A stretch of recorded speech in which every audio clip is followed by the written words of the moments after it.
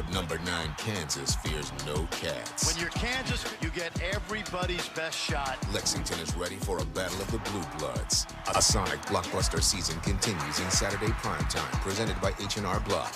It's the SEC Big 12 Challenge, presented by Continental. Number 9 Kansas, number 8 Kentucky. Saturday at 6 Eastern on ESPN. It's Golick and Wingo.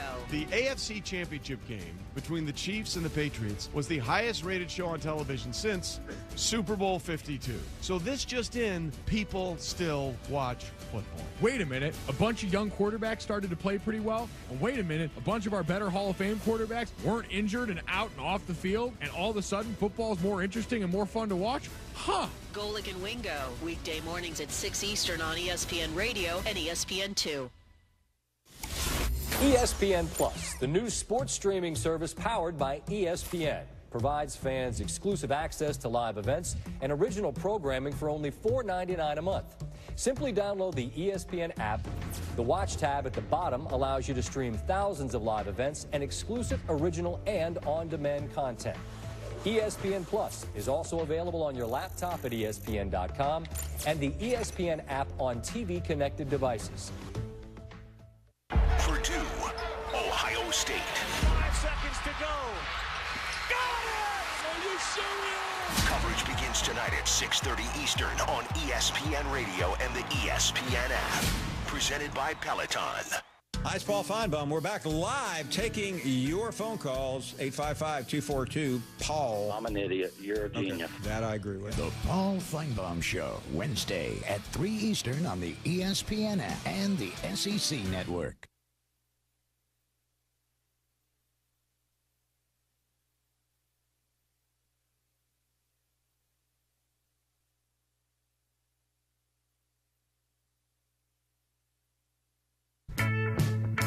Ladies and gentlemen, boys and girls, Quad City sports fans of all ages, ESPN 93.5 and Town Square Media is proud to present to you the best Quad City sports talk radio show in the world.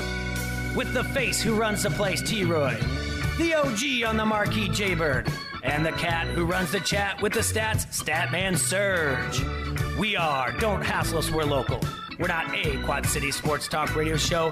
We're not the Quad City Sports Talk radio show. We are your Quad City Sports Talk radio show. Welcome to the conversation, Quad Cities. But first, the Dawn.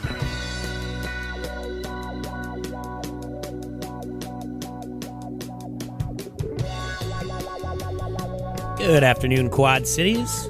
Thank you for listening to ESPN 93.5 FM, KJOC. We are Don't Hassle Us, We're Local, Quad City's only sports talk radio show. I want to remind you all to give us a follow on Facebook, like our page on Facebook, follow us on Twitter, Instagram. It's at QC Hassle all the way across the board. Don't Hassle Us, We're Local is our name. A lot of cancellations today. Roads are good. Congratulations to the cities for taking care of those first thing in the morning. T-Roy's looking smaller. T-Roy's not here. We brought in Mitch from French Street Brewery. Threw up the bat signal. Sent a text. Mitch said, sure, I'll be there. T-Roy's got to be home with a little one. You guys saw her yesterday running around here in the studio. Because of cancellations, yeah, so he stayed at home, which is fine. We got a big day today. We got Mitch here, like we said. Mitch, say hi to everybody. What's going on, Hassle Nation? We're going to have a call-in from CBS sports writer named Cody Benjamin. He wrote a nice little article about the Alliance of American Football. Reached out to him last night, had a little text conversation with him, texted him this morning and said, listen, we've got some cancellations. We've got guests that can't make it. Kakert, who's usually on Wednesday, he's got to go to Iowa City for a Franz presser. So I said, if there's any chance at all you can make some time for us today, it would be great, so we can talk about the Alliance of American Football. Kind of get the word out there, Mitch, Serge, because it's coming up. Yeah. Everybody knows about the hot shots, man. Do they? Yeah. We're getting more and more likes every day. So this is what how I describe this. I spent a long time last night, emails and deep diving, searching. I went fishing. I feel like I caught the big one, CBS sports writer, but I went fishing for somebody to call in. Because obviously, Lonzo, the director of the AAF media, I talked to him on the phone on Monday, and he said, send me some more information, and I'm going to get it out. We have a big conference call at the end of the week with the AAF media guys, and I'll try to get you what you need, because I said I wanted to have 8 days, a representative of each one of them. And Akram Wadley is one we want to get from the Atlanta Legends. But we want to have 8 days, and I said, heck, if we could do 2 a day, we could do it in 4 days. But we just we don't have a representative. We don't have a team in the Midwest. So we wanted to, get the information out, and everyone can kind of find their own teams. Of course, then I want to talk about gambling, and I want to talk about the impact on fantasy football. Of course. Of course. And then, so like I said, I sent out emails. I got a hold of somebody. I sent an email, didn't get a hold of them. Someone at the Orlando Sentinel. And then there's not a lot of beat writers for these teams. I diving. No, there's not really. Yeah, there's so the Phoenix News, whatever their newspaper is, I looked into that and tried to Google. I've been writing for the Apollo for 6 weeks. So not a lot of guys jumping at the opportunity to cover these teams and/or I don't know, answer my emails, I guess. But I'm gonna make this happen. You're the biggest supporter right now. I am. I'm telling you, I'm gonna make this happen. You are you're their media guy. I don't know, and if the AAF is watching, if this is a good thing or a bad thing that I support it, because we also know how much on the things that I get behind, a lot of people don't. Like, for instance, tonight, the Power of Veto ceremony is happening on Celebrity Big Brother. What? Oh, yeah. Yep. Celebrity Big Brother's in its 3rd straight night. Ryan Lochte, 12-time Olympic medalist, is your current head of household. Guess what else is tonight? Real stuff? The Masked Singer. Oh, nope. So I don't know if I'm the best one to be banging the drum for the Alliance of American Football, but I'm going to try. And on top of it, we've already figured out what we're going to do for fantasy purposes, Serge. What are we doing? We're going to make 4 different leagues of 4 teams. And then each one of those has a draft. How many do I have to be in? If you don't want to be in it, I'm sure I can round up 16 people. Okay. I'll be in one. And in each one of those leagues has a draft. And then when you come out of your tournament, then you play the other winners until there's a final. So you could actually be playing someone who has like the same quarterback starting as you. Okay. So we're going to have a 16-team league, but when you do your regular season, you're only playing the group of 4 of you. And so these are the questions that Cody I'm going to ask him, like, when is the app going to come out? Because that's what this is relying on. And what do you know about gambling for this? But he's also going to tell us a lot about who the big names that are out there. And I know I sent a link out there earlier on social media for Facebook and Twitter. Also, big news on Monday, and we've got to hope that there's not weather any problem, but Chuck Long will be in studio. So that's going to be a lot of fun. And like I said, Bobby Metcalf's going to be on later on today. Lobo is going to be on tomorrow. He sure is. Matt Koss is coming back in. I don't think we've had him since last year. Adam Ross is going to come in to yell at me, saying I besmirched his name. So we got a big week going on. And we're going to have Mary Beth come in on Friday. She's supposed to come in today, but the weather. She's going to come in and talk to us about the Hand in Hand Chili Cook-Off. It's their 10th year. Friend of the show, Pat Anger, and Jake Gervais are going to be celebrity guest judges for the Chili Cook-Off at the Mississippi Valley Fair, the 10th year doing this. Also, very important. You guys ready for this? I don't know, Jay. This is going to get me partially muted from Facebook by playing this. Don't play that long.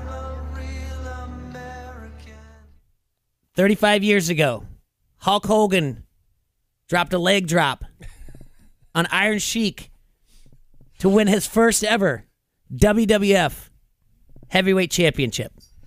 Remember it like it was yesterday. 35 years ago. It's impressive. Just last Sunday, he did a leg drop on the Saints receiver. I saw that. And he actually shared that. He did. Yeah. It's also my friend DK's birthday. David Kelly, happy birthday out there. 43 years old. I'm always jealous on January 23rd because his birthday is the same day that Hulk Hogan defeated the Iron Sheik. Hulk Hogan got out of the camel clutch, the only man to ever do it, and then dropped the leg to begin the birth of Hulkamania. In the past 35 years, Hulk Hogan has done a lot to kill Hulkamania. But as long as all the Hulkamaniacs continue to say their prayers and take their vitamins, Hulkamania is never going to die. Am I right, Serge? You're right. You're absolutely right. I told you I almost shed a tear with his tribute to Mean Gene. Yeah. Hey, you know what? There probably wouldn't be a lot of a Hulkamania if it wasn't for Mean Gene either. Yeah. He did a lot for it. And so did Bobby the Brain Heenan. Started with the leg drop, ended with the mic drop. Mm-hmm. There you go. That's good.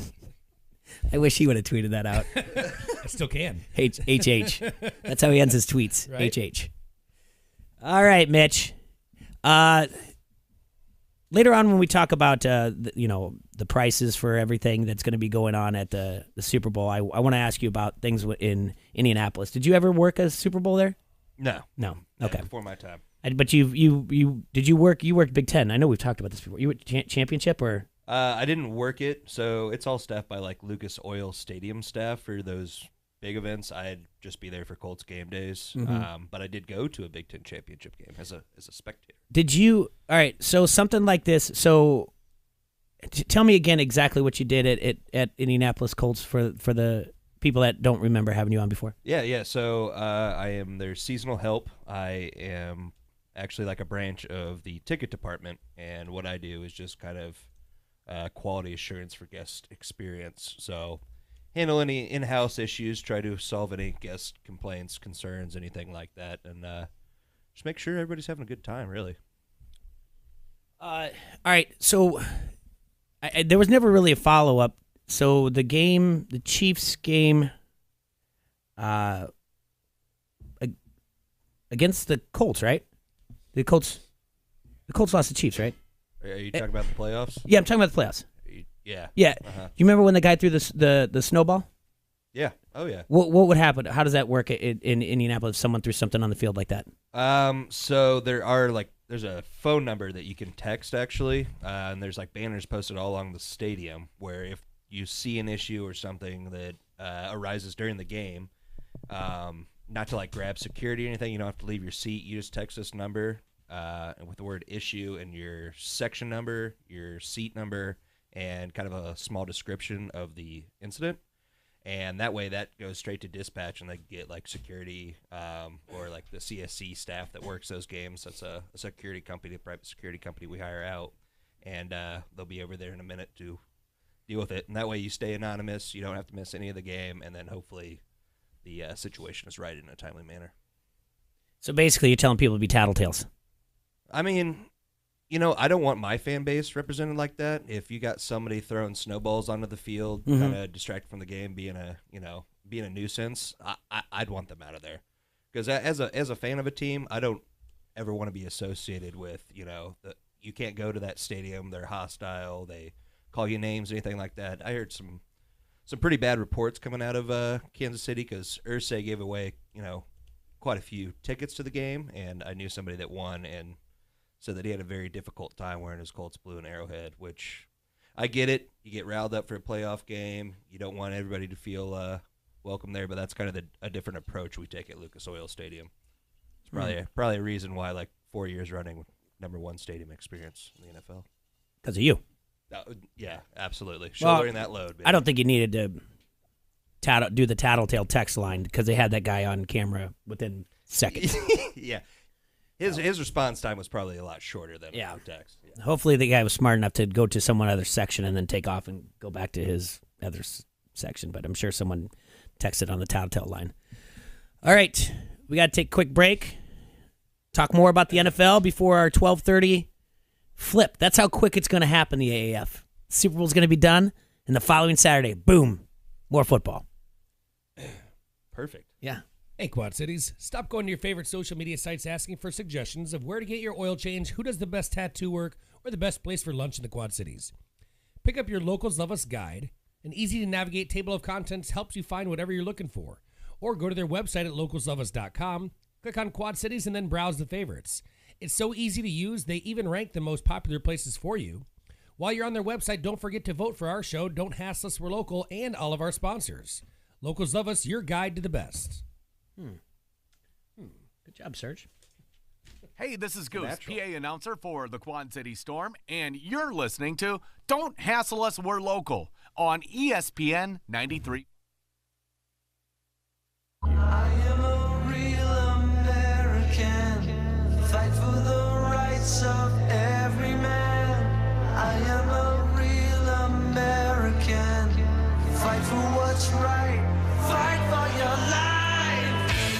This is Matt Koss of the Quad City Times, and you are listening to Don't Hassle Us, We're Local on ESPN 93.5. Yeah, I walked the dog, gamed a little, played a little frog. What does your morning commute sound like? Hi, welcome to McDonald's. Can I get a sausage McMuffin with egg and a bacon, egg, and cheese biscuit, please? Kids back up, went back home, and I went to Here you go, Jim. Here's to making your morning routine a little better. Right now, mix and match 2 select breakfast sandwiches, like a bacon, egg, and cheese McGriddles, a sausage McMuffin with egg, or a bacon, egg, and cheese biscuit for just $4. Breakfast at McDonald's. Single item at regular price at participating McDonald's for a limited time. Now, what's better than your McDonald's favorites? 2 McDonald's favorites for just $5. Welcome back, the 2 for $5 mix and match deal. Now, with the juicy quarter pounder with cheese. So you can mix it with the flaky filet of fish, saucy Big Mac, or 10-piece chicken McNuggets. Choose 2 of your favorites for just $5, only at McDonald's. Prices and participation may vary. Limited time only. Single item at regular price. Sean's Auto Service presents the 36th annual Rod and Custom Car Show slides into the Quad City Expo Center on Friday, January 25th through Sunday the 27th. And this year, it's automatic. It's systematic. It's hydromatic. Why, it's Grease Lightning. It's the 40th anniversary of the movie Grease. And you have the opportunity to get up close with the iconic 1946 Ford Grease Lightning. As always, check out the best hot rods, custom cars, vintage vehicles, and lowriders at this show. With over 100 exhibitors and vendors, too. Plus Grease Lightning. While you're there, try your hand at building an engine with dynamic power. Explore the Taylor Living Man Cave. And catch the pinup contest on Saturday afternoon with Military Appreciation Day on Friday, sponsored by Sexton Ford. Tickets available every day at the door for just $8. It's the Midwest Premier Car Show. January 25th, 26th, and 27th at the QCCA Expo Center in Rock Island. The 36th annual Rod and Custom Car Show. Sponsored by Sean's Auto Service. Winter sports teams at Augustana College are heading for the home stretch. This week, road trips are in store for women's bowling and basketball, men's volleyball, and wrestling. The highly rated men's basketball squad returns to the Carver Center this Wednesday for a key CCIW clash. Elmhurst makes the trip to Rock Island with a 7 o'clock tip. Exciting Division III action right in your backyard. For more information, visit augustana.edu.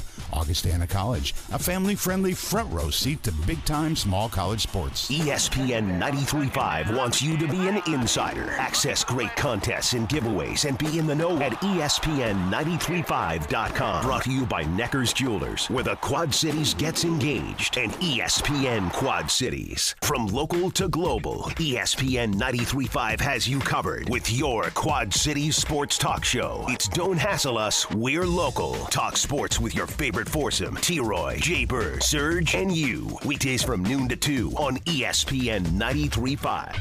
Now, back to Don't Hassle Us, We're Local on ESPN 93.5.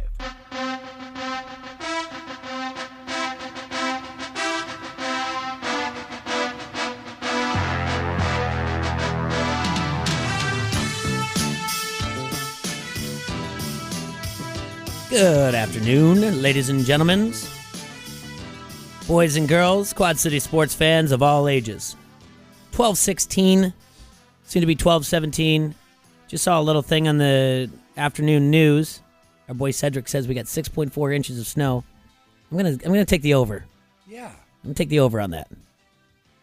I don't know where they're getting their measurement from. Maybe up in his ivory tower. Maybe. In the studio today, we got Mitch Garrett. Looked a lot worse on River Drive, that's for sure.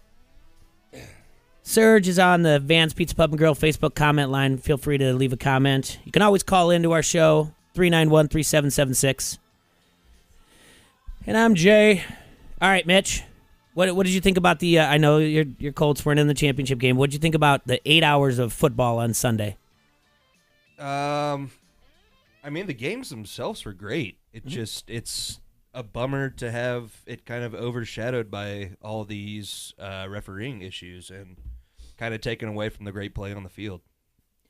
You know, the crazy thing about it is what Bill Vinovich was the head referee. There's all these stories coming out that the NFL came down and said, "Hey guys, let's try to keep the flags in our pockets and let the games play themselves out." And again, these could be the term that Rosso I love to steal from, just reckless speculation. But at one point the Rams fans did not want Bill Vinovich to do their game because they were 0-8 in games that he refereed. He was the head umpire, including the loss this year to the Saints. Obviously, not reviewable, but you've been around when Indy has had hosted a Super Bowl before, right? Have you? Yeah. The impact that how about when were you around when Indy won the Super Bowl? Were you in Indianapolis then? You were in the state though. Oh yeah. Think about the impact that would have on New Orleans. Think about that from a business impact standard. Just because people are going to be filling in the bars to watch your team. Oh yeah. And buying more gear and t-shirt shops and everything else. And I think we all know that is a bar-heavy city. Yeah. So I mean that call, not only that, and you have to think of incentives for everybody. Make the Super Bowl, or you're the Super Bowl MVP, or the coach of the Super Bowl. I mean, there was that big story with what Sean Payton wheeling in that wagon full of cash. There you go. Yeah, I completely forgot about that. Yeah. I mean, the players all saw that. They knew what they had on the line. Every one of those guys in that locker room. I mean, that's not chump change. Some of those guys, your fringe 50 to 53 man guys, that's a good chunk of their salary that they're missing out on because of this egregious no call. Yeah. They're not changing much in Mercedes-Benz Stadium. It's still going to be like $5 for a beer. I love it. Yeah. I absolutely love it. Hot dog's still going to be $2. Chick-fil-A going to be open? Nope. It's a Sunday, bro. It's going to be a fry stand. That's what they're going to have. Different types of fries and different condiments you can get there. Missing out. Heard there's going to be a few people there. So they have a Chick-fil-A inside the stadium where Mhm. games are played every Sunday. Not every Sunday. Okay. Think about it. A couple Saturdays. No. Monday. Right. But out of all your season's games, only half of them are at home. And not Yeah. every single home one's going to be on a Sunday anyway. So it's potentially 6 to 8 games So out of they're- the course of the year. Okay. So I understand their principle. I'm not necessarily No, supporting yeah. I'm not supporting or going against them. But I understand that that's only 6 times a year versus all the concerts, all the other events that they do have there. All right, that's a good point. All the building. monster truck rallies and rodeos that Yep. they might have there that Chick-fil-A can't be open for. On CBSSports.com, the gentleman who will be joining us soon, he wrote a little thing up about this, about the cheap food at the Super Bowl. $2 water bottles, $2 pretzels, $2 hot dogs, $2 popcorn. Nachos are $3. Waffle fries are $3. Wasn't that their whole mission going into opening that stadium? Was Yeah, they were always going to make it affordable. Yeah. And I love that they're sticking to that, not just trying to make a couple extra bucks now that they're hosting the Super Bowl. Souvenir cup is only $4. Draft beer is only $5, like I said. Whopping $6 for a chicken tender basket with fries. Good for them. It's cheaper than Dairy Queen. Yeah, what? Yeah. I only go to Dairy Queen on Tuesdays for Chili Cheese Dog Tuesday. Oh, yeah. You guys don't have like the full-on Dairy Queen over there in Bettendorf. No, we got the original. Man. We got the old school. You guys don't know nothing. No, I think it's fantastic that they're keeping the price the same. Now, tickets and getting there and hotels, different story. Right. They'll make their money. Other news. Let's switch to baseball real quick before we dive into more football. Obviously, we pointed out Miller Park is now going to be named. What is it? American Insurance Stadium. What was it? The insurance stadium. Miller Park is now whatever the discount double check. So State Farm? No, I don't think it's State Farm then. I think it's something else. And then the Hall of Fame got announced. The 4 guys I told you yesterday that probably were going to make it made it. The Oracle. American Family Insurance. American Family Insurance. Okay. So Miller Park no longer. It's no guaranteed rate, but No, it's not. It's not a bad name. It is Why not. doesn't Old Milwaukee just pony up and Right, sponsor that thing? right. Come on. Isn't that You're a the no-brainer? Brewers. It's Milwaukee. You'll hire Will Ferrell to come drink in the Mississippi and Oh the my Quad God. Cities. There you go. But You got your mascot. You won't pony up and buy Miller Park in Milwaukee. That's a missed opportunity right there. That's a great call. The Hall of Fame, Mariano Rivera gets in with 100% vote. The Sandman. Good for him. Edgar Martinez gets in. Is a closer. Isn't that impressive? Isn't that the first unanimous? Hall of It's the Fame? first ever. unanimous ever. I don't know if this is a popular opinion or not, but I don't think he should have got 100%. Why? One, it's never happened. Two, there's not a lot of times. But we just said yesterday it doesn't matter that it never happened. I know. I thought you agreed with that. I know. Someone had to get in at 100. Right. He never really came into like some serious situations, except for postseason. Okay. A lot of saves. A lot of saves were 2 runs or more. Not 2 runs. There wasn't a lot. There's not there. He came in mainly in the 9th inning. He never really inherited runners to blow a save. Like he didn't come in the 8th, so he usually did all the 9th. I mean, he did kind of blow a couple saves. Yeah, that's true. Right? Yeah. He was the only one that didn't have to change his jersey on Jackie Robinson Day. Okay, fair point. That's what. Yeah, he got grandfathered in. He did. Yeah. So I don't know if it's just kind of, but Messina gets in, Roy Halladay gets in. You know, he's one of 6 players to win a Cy Young in both leagues.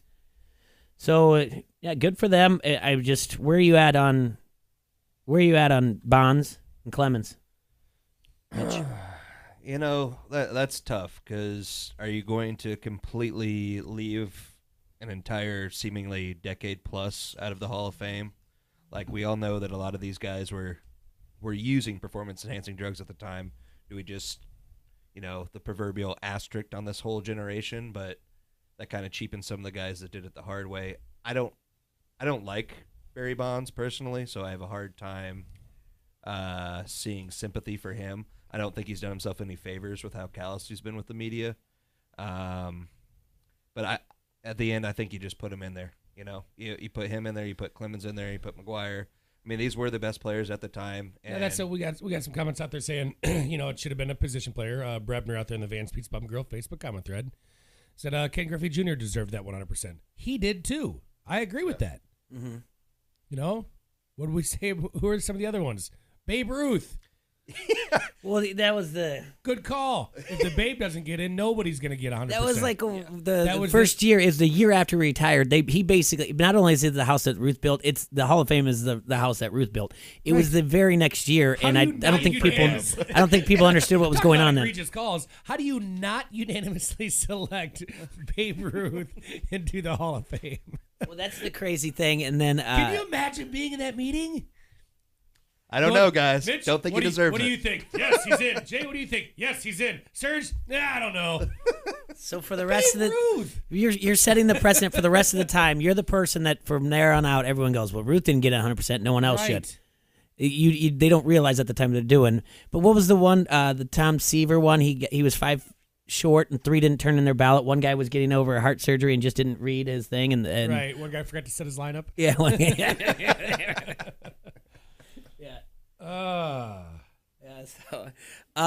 What I need to do now is we need to take a quick break because I want to have as much time as possible to talk to Cody from CBS Sports. Okay. So we're going to give him a call right at 12:30. Front Street Brewery, the oldest brew pub in the state of Iowa, is nestled beautifully along the bank of the mighty Mississippi. It's served the fine community of Davenport, Iowa since 1992. With awesome beers such as their Davenport Gold, a satisfying American ale, pale, strong color, with a sweet corn-like aroma and a crisp, clean finish. Smooth, balanced, and refreshing. The Wise Guides, their take on an instantly recognizable German wheat beer that staked its claim on palates around the world. Brewed with noble German yeast, this refreshingly sweet and smooth brew features a citrusy, tart aroma with significant notes of banana and clove. Prost. Or the Raging River, an English-inspired American India Pale Ale, with incredible balance featuring an earthy, slightly fruity hop aroma with moderately bready malt notes, a bronze-colored IPA that you don't need a beard to drink. This is your gateway IPA. Check out their Facebook page for food and drink specials. Also visit their webpage at www.frontstreetbrew.com. Check out the restaurant at 208 East River Drive or the tap room at the Freight House Complex. That's Front Street Brewery, www.frontstreetbrew.com. All right, we'll be back in about 2.5 minutes. We're going to call Cody Benjamin for CBS Sports. So take a quick break.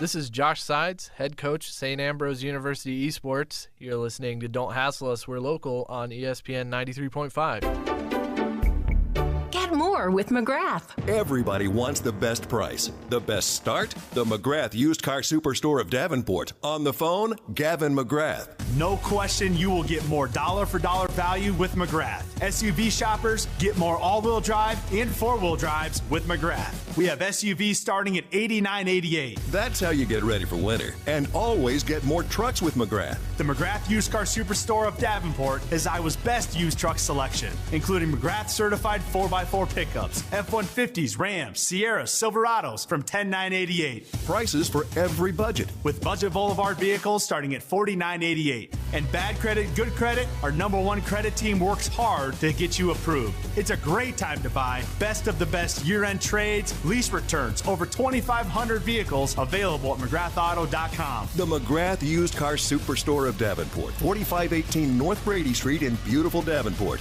Dollar for dollar. Always get more with McGrath. And now the $10 scratch game starters for the Iowa Lottery's Sweet Seats promotion. At 8 inches tall, it's Diamond Nines. Leading the league in $1,000 prizes, it's $1,000 loaded. And our 5-star recruit, Spectacular Riches. Enter eligible tickets online or on our mobile app for chances to win sweet seats to the big college hoops tourney in Des Moines. Visit ialottery.com for rules and details and get yours today.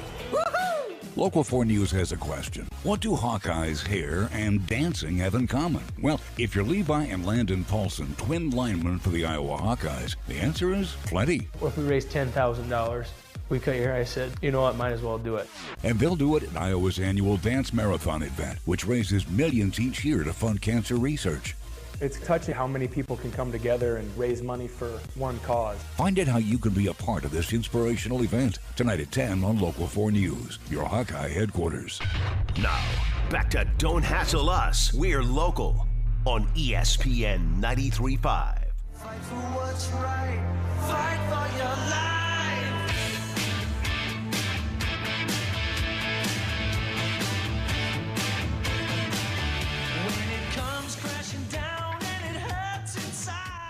ESPN 93.5, Don't Hassle Us, we're local. It is 12:30, Wednesday, snow day for the kids out there, so hopefully they're listening. And we're going to call Cody Benjamin, wrote a nice thing about the AAF on CBSSports.com. Cody writes for covers Philadelphia. He started the website, EaglesNotebook.com. He writes not only for CBS, he also has reference from NFL, The Washington Post, contributing writer for Sports Spectrum as well, and has authored 5 books. So we're going to give him a call and talk a little bit AAF. It's just fingers crossed. We're sorry. You must first dial a 1 when calling this number. 1. Will you please hang up and try? Huh? He give you a wrong number? No, I didn't dial a 1, guys. You got a fake number. I didn't dial a 1. That's worse than getting Metcalfed. Guys, don't give me a hard time. I'm embarrassed enough at this. You just say, don't hassle me? Don't hassle me. I'm loco. Oh, man. All right. We didn't pay our phone bill. That was the thing.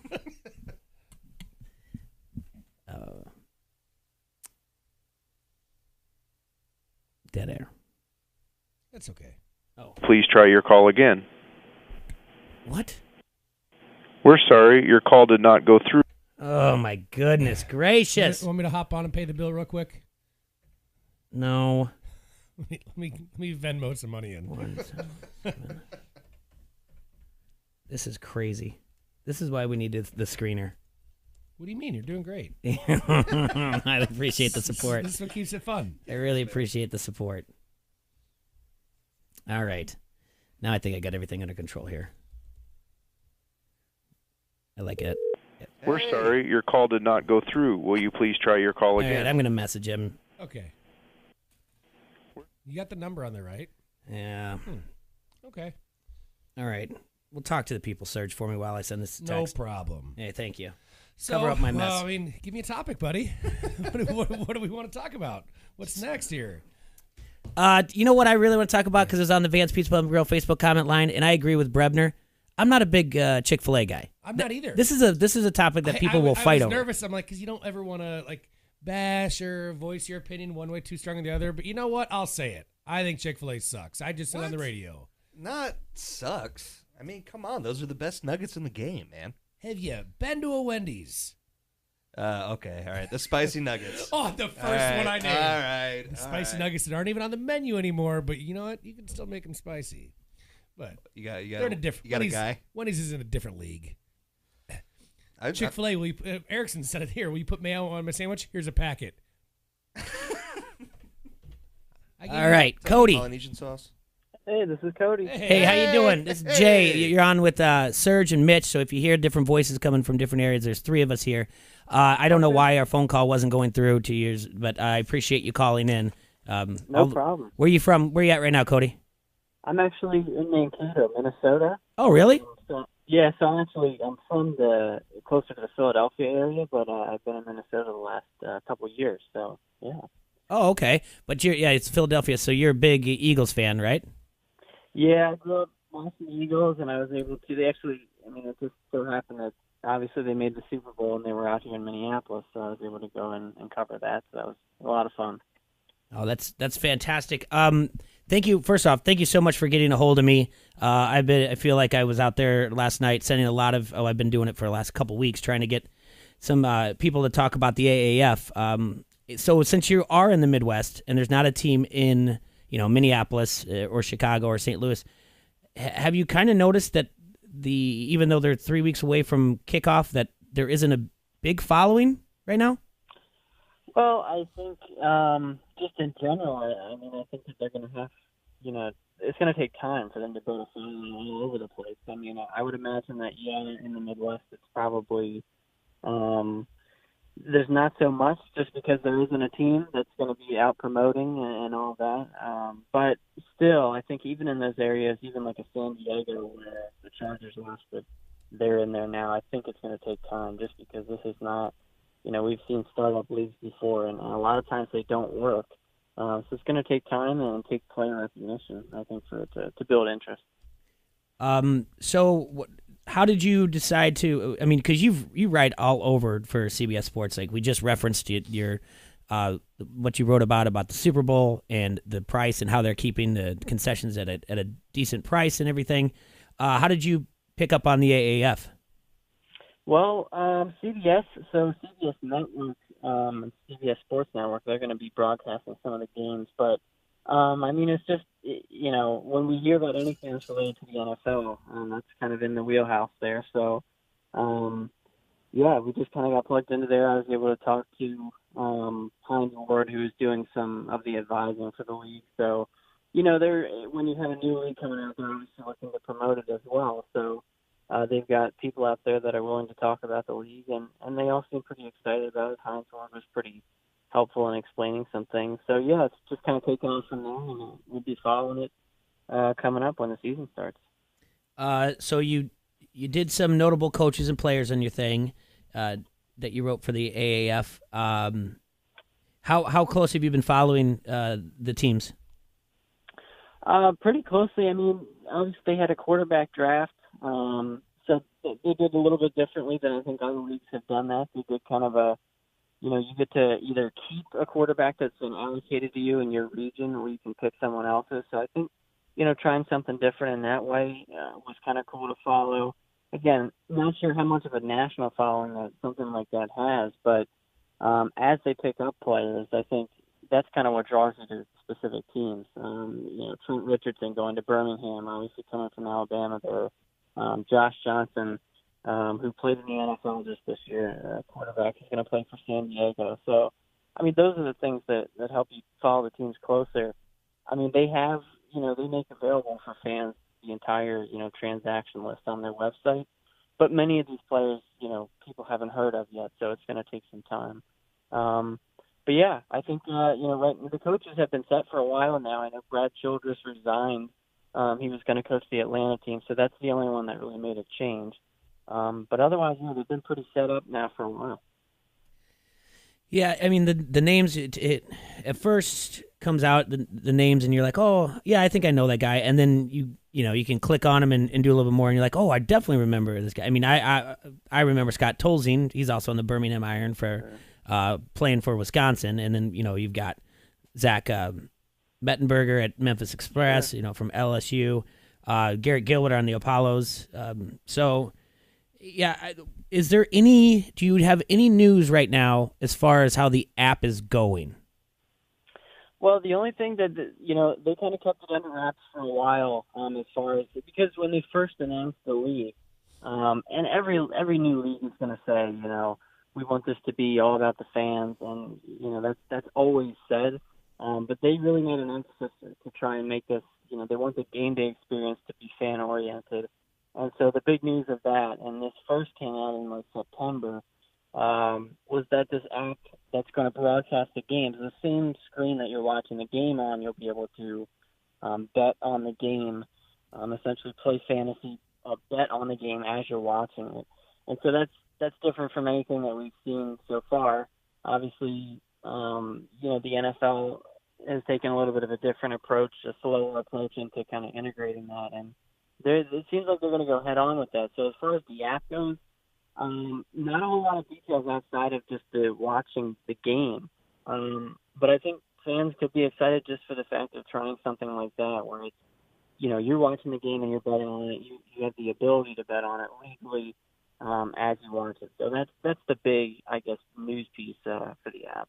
Well, but isn't that going to have a lot to do with geofencing? Because if your state hasn't allowed gambling yet, I don't know if you can be able to do that. Isn't this run through MGM? I saw that they did a nice initial investment in the tech platform and are looking to become the official betting sponsor of the AAF. Yeah, I believe. I mean, it was reported that MGM, has a deal with the AAF, so it's going to be, when you're betting on that screen, you're betting through MGM. And so, I mean, I'm sure that they've had to work through the legality of how that works in each state. But, MGM, I know that they have a main partner. I mean, we've never seen a partnership like that. MGM, I think, also sponsors gaming with the NBA, not direct betting on games. But, so, that's a big name for the AAF to have just starting out. And certainly it will help with that integration there. So what's the word on fantasy? Yeah, I think, nowadays, I mean, with football, it's not so much, I remember even just growing up before fantasy football exploded and daily fantasy games kind of became a big thing. I mean, you would watch maybe your favorite team and maybe you check on the national televised games. And nowadays it's not so much that as much as it is you're following your fantasy team on Sundays. And so I think they want to take advantage of that. And I think the fantasy, really, this is more speculation on my part, but I think the fantasy goes hand in hand with the betting. I mean, because a lot of people will play fantasy just for fun, but a lot of them, probably more of them, will put some cash on it. And so I think that with this MGM partnership, I don't know exactly how it's going to look in the app, but I would imagine this is maybe you draft your team and your team is accessible on the screen. You're watching the game. I think it all goes hand in hand, and they're trying to make it one big kind of market for the fans there. Well, I think I also think the daily fantasy would be huge for it too, because I mean, there's only 8 teams to go through, and you can kind of break it down a little bit more. But as far as that goes, fantasy, if everything's running through the app, and if I'm right, I think they want to run it. They want to have fantasy run through their app, the AAF app. Sure. We're less than 3 weeks away. We need to get the app up and running. Yep, absolutely. And I mean, a lot of this, even and I've covered the AAF on just kind of the formation of it, and even you having me come on here today, I didn't even realize how quickly it's come up here because, we're already almost in February. And so I think the challenge again, though, is this is going to be you can't take too much time to get people involved in it because, again, you're going to have competition. We have, in 2020, the XFL is supposed to come back. I mean, there's startup leagues all the time. And so to draw interest, you kind of do have to do it in a hurry. But at the same time, you and I can probably both agree you're not going to draw 100% fan interest when the only guy on the team that you maybe know is Josh Johnson. So it's going to take time to integrate as the NFL maybe gets more comfortable with them being this complementary league and maybe funneling talent to them. I mean, we're just going to have to see how the partnership works. But as far as the fan stuff goes, yeah, I think it's going to be more if they can get the app. It's important to get it out working right when the season starts. So if that happens, they should see success. Well, I don't know if they've told you or given you any hint, but really we need to start seeing starting rosters, like who their depth charts is what we need. Because the people that really want to do fantasy football, and we want to start something here because we want the people in the Midwest to get involved, and we encourage people to find their own team. And every time we have a local media around here, we tell them about the AAF, and everyone's kind of adopted their own team. Like mine is the Orlando Apollos, Surge is the Arizona Hotshots. So we keep pushing it, but without a depth chart, we can't really. We're fine doing it the old school way, going through box scores until something comes up, but we just need depth charts. We need to know what's going on. Yep, and they only had, if I'm correct, training camps for them were started not that long ago, if I'm correct, a few weeks ago. And so yes. I think, this is as much, again, I don't know if that's a perfect plan, but I think it's as much the coaches and these players that are at camps trying to figure out how is this whole thing going to work. And then obviously you want to keep the fans involved with it, but I think they're still figuring it out as well. So I don't know how that speaks to the off-season plan, but again, it's such a challenge. I think they've done a good job maintaining enough interest. Just the fact that they're not the NFL. I mean, it's so hard to start a league and keep people involved and get player name recognition in there when you're not the NFL. And so for now, I think they've done a good job, and I'm sure that there's going to be more rollout of that kind of stuff in the near future. Is there any word about how the NFL looks at the AAF? I mean, is this a good relationship, or is the NFL just kind of, it's another startup league? Because I'm interested because CBS has the Super Bowl, and I'm wondering how much they're going to be pushing for it during the big game. In a week, less than a week, we have kickoff. We have our first game. It will be Orlando Apollos versus the Atlanta Legends, in 6 days. So is there any word on that? Yeah, I can only kind of give you what I've gathered from what I've talked to people in the AAF, and then just kind of, being a part of CBS. I think that obviously, CBS has invested in wanting to broadcast their first game, their championship game, and then CBS Sports Network will carry some of those other games. But I don't think this is something that the NFL necessarily views as direct competition right now. And I say that because also, if you look at, I'm not sure if you've heard of the American Flag Football League, but this is a startup. They had Michael Vick involved. They had Terrell Owens involved briefly. Something they did a tournament last year. And NFL Network actually partnered with them to broadcast some of those games. And that's flag football, so not directly the same. But it's still a professional league that's going to draw names. And so I don't think the NFL views it as a bad thing right now, especially if it's going to help develop them talent. They haven't had an official, if whatever you want to call it, a B League or whatever, since the NFL Europe, and that folded, many years ago now. But I don't think that they view it necessarily the same as they might view the XFL, which is, the XFL's messaging has been more, we want to compete with the NFL, whereas the AAF has been more about, we want to just extend that NFL season and maybe help out NFL teams in the process. If you look at the advisor board, Hines Ward, Troy Polamalu, Bill Polian, these are all ex-NFL guys, and they don't hate the NFL. So I think it'll be an interesting partnership, but we'll see, if that changes down the road. You say interesting partnership. Do you know if there's been any talks between the NFL and the AAF to possibly make it a official kind of minor league system, if you will? Because I know in your article you mentioned it was kind of created to showcase local and developing talent. Have there been any possible talks between the two leagues? I don't know that there have been any talks.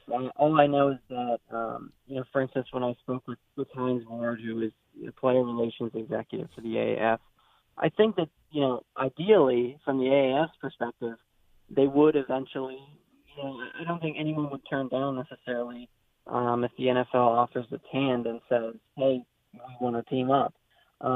But again, I don't know that any of those conversations have actually taken place. I think that right now, like I said, the NFL probably views the AAF as kind of this harmless, this showcase. And, there's another league called the Spring League, and they basically just hold scrimmages, and Johnny Manziel participated in that. And the NFL will send scouts there, not viewing it as competition, but more viewing it as, hey, here's some extra, mini preseason games with some prospects out there. And so, yeah, I can't confirm, I can't say that there have been talks like that for a partnership, but I think that from the AAS perspective, I would imagine, that might be a goal at some point. From the NFL's perspective, I'm not sure. As far as the XFL goes, you guys kind of, the AAF, I say you guys, but the AAF made an announcement, I would say probably about 3 weeks after we're coming up on the year anniversary of when Vince McMahon made the announcement of the XFL, and the XFL kicks off in 2020. Do you see ever that these two merge together? The AAF and the XFL? Yeah. I would have a hard time believing that would be that would happen. I think that the XFL is kind of running its own course. Vince McMahon, obviously we're not talking about the original XFL, which is, an entirely different brand itself, but I still think that they're on different courses. The XFL has kind of come out. In Vince McMahon's initial press conference, he laid out very specific things. And for instance, whether or not this actually happens or not, I'm not sure, but I know one of the things he suggested as far as guidelines was that, no players who've ever been convicted of a crime, whether it's a small or a big thing, will be allowed on a roster. And so that's something that obviously could differ in the AAF. Not that the AAF is touting rosters full of criminals, but that's, there's a very hard line that they've put down in the XFL for certain things. They've already announced partnerships at different stadiums for their own teams. I think that they're on different paths trying to accomplish different things. I don't know how long that thing is going to stick about your past, your rap sheet, but he's got current people on the WWE roster that have a rap sheet. So, I just find it interesting because of the relationship that the Ebersols have with the McMahons. That maybe if it's down the line, it's something that they could do. I think that maybe that I'm sure that research of that, their partnership that they had and how the XFL worked and how it didn't work, I think that a lot of that probably went into Charlie Ebersol's kind of the team up with Bill Polian to bring the AAF to life. I think that they probably did, I would imagine, they did a lot of research as far as, what do the fans actually want? What works in 2019? What's going to be a good product here? And I think they've rolled out a good one so far. The average salary for the guys in the AAF, what's that around? Do you know? $75,000. $75,000. Okay, $75,000. Yeah. And then XFL came out and said they might be looking into that. You can kind of pass through the NCAA where the NFL rule where you have to go after your third year, and they're looking. They could pay people anywhere from $250,000 to $300,000 for just 5 months of work. Sure, yeah, and I think a lot of this has to do with. It's so hard to project for the leagues that haven't been around just because, let's say there's a hotshot prospect that's weighing this offer. Hey, I can go to the XFL for this amount of money, or I can wait a year and maybe get to the NFL. You just have to also consider, if they have an agent too, consider the stability of the league. What do you, if the NFL is saying, just wait a year and we'll get you in the NFL, and the XFL is saying, no, come now, we'll give you more money, still you have to take that leap of faith to trust that the XFL is not, going to be gone in 3 years. And obviously the NFL brings a lot more, who are you going to be playing alongside? Who's the quarterback that's going to be throwing you passes in the XFL as opposed to the NFL? There's so many variables, I guess, that go into that. And so it's really a tough conversation to have about startup leagues, whether it's the AAF, the XFL, because there's a lot of hope behind it. Like, this could really be something if it challenges or goes alongside with the NFL, but there are so many moving parts that really have to take shape first.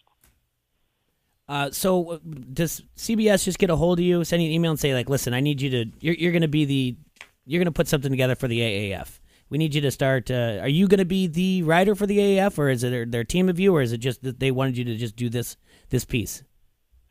Yeah, there hasn't been, not that I'm aware of a specific AAF team, but I mean, the NFL team is, everyone who writes and covers the NFL for CBS is aware of the AAF and what they're doing, and I think that, it's kind of just a wait and see how this kind of unfolds before they dedicate specific coverage to it. But obviously, CBS and CBS Sports Network, they have a great group of guys that are going to be doing these games, even for the draft. I know Kurt Warner was brought in as part of the partnership to broadcast that.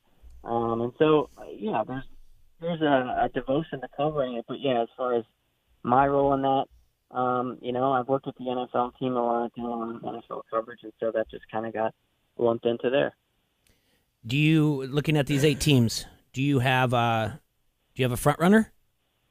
Oh man, that's I think just the combination of, it's hard to pick that because there's so many unknowns on the roster. But if Josh Johnson is going to play, I think it's intriguing, at least the fact that he's playing under Mike Martz, and just seeing a Mike Martz offense again led by a guy who has had starts in the NFL is a big key. I think that San Diego is probably a team to watch. But again, you can find your favorite player, whoever may have signed in whichever city. And, it's hard to pick, though, because you could look at something like, for instance, the 3-on-3 league that the NBA or former NBA players have run. Sometimes it's not the team with the superstar names or the biggest names. It's just the guys who play well together. And maybe that's a case that we'll get in the AAF. Do you have a team that you're leaning towards to cheer for? I don't. I haven't chosen one. So if you guys want to debate and tell me why I should root for Arizona or. Well, mine's pretty. The Apollos is pretty easy because here in the Quad Cities, you can take a direct flight to Orlando without having to do a layover anywhere. So there you go. That's where the Orlando came from, and I don't mind the old ball coach.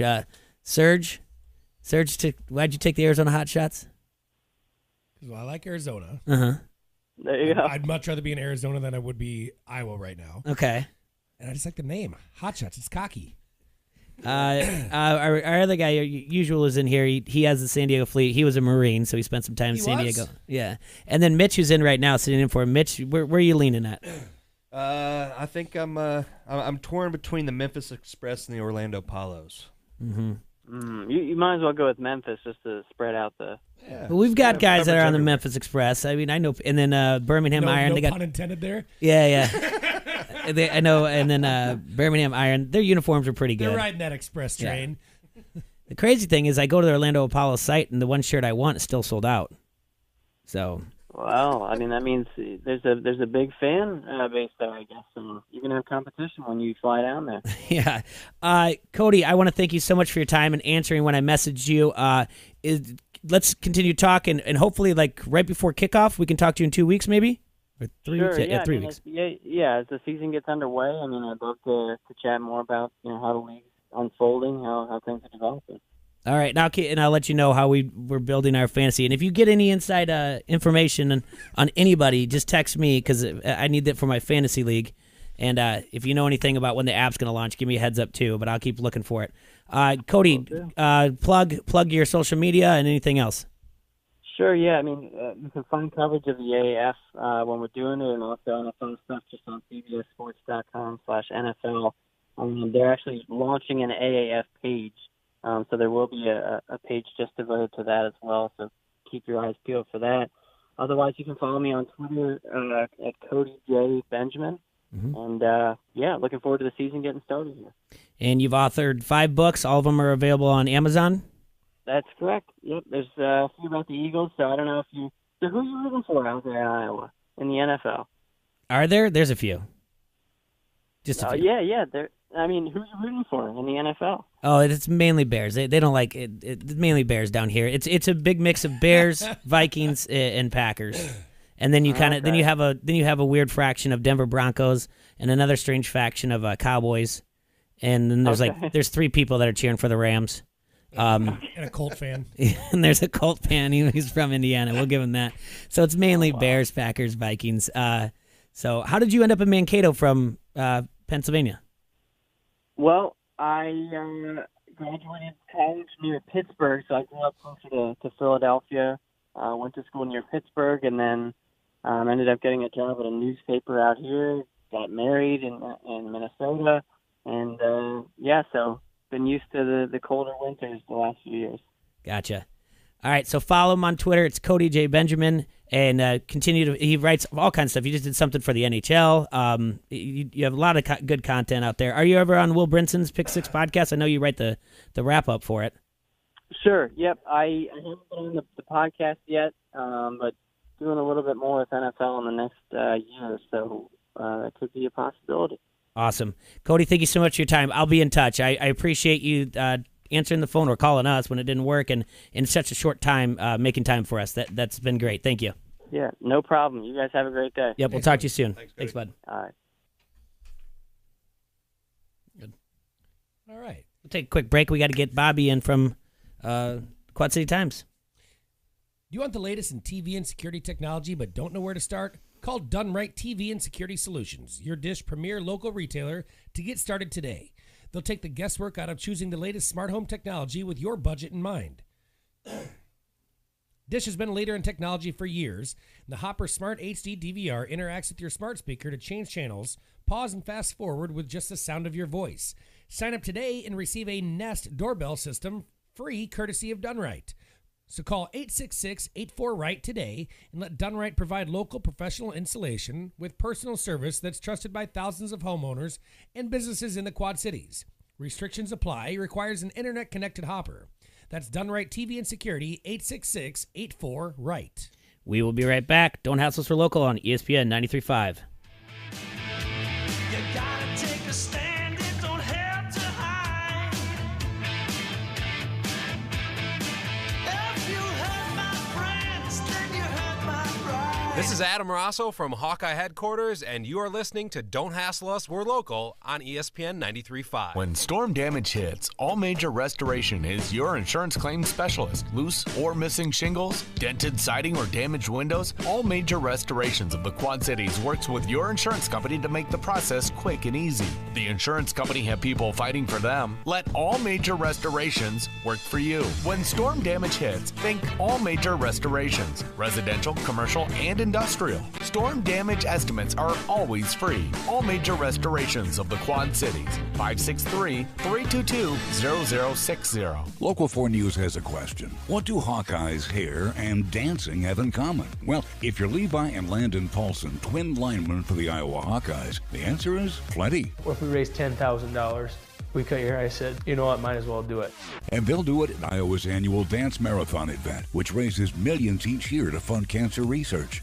It's touching how many people can come together and raise money for one cause. Find out how you can be a part of this inspirational event tonight at 10 on Local 4 News, your Hawkeye headquarters. Looking for a new or used bow? R&R Sports in Bettendorf has the most bows and crossbows in the Quad Cities. They've got the new 2019 bows from Matthews, Hoyt, Bowtech, and PSE. And for crossbows, Raven, Parker, and PSE. Now you can try it out on their indoor archery range before you even buy it. R&R offers junior archery supplies and muzzle loading too. They've got guns from Benelli, Stoger, Franchi, Springfield, Ruger, and Remington. Plus you can see R&R Sports in Bettendorf for deer processing. Visit them online at rnrsportsinc.com. ESPN 93.5 wants you to be an insider. Access great contests and giveaways and be in the know at ESPN935.com. Brought to you by Necker's Jewelers, where the Quad Cities gets engaged, and ESPN Quad Cities. From local to global, ESPN 93.5 has you covered with your Quad Cities sports talk show. It's Don't Hassle Us, We're Local. Talk sports with your favorite foursome, T-Roy, Jay-Bird, Serge, and you. Weekdays from noon to 2 on ESPN 93.5. Now, back to Don't Hassle Us, We're Local on ESPN 93.5.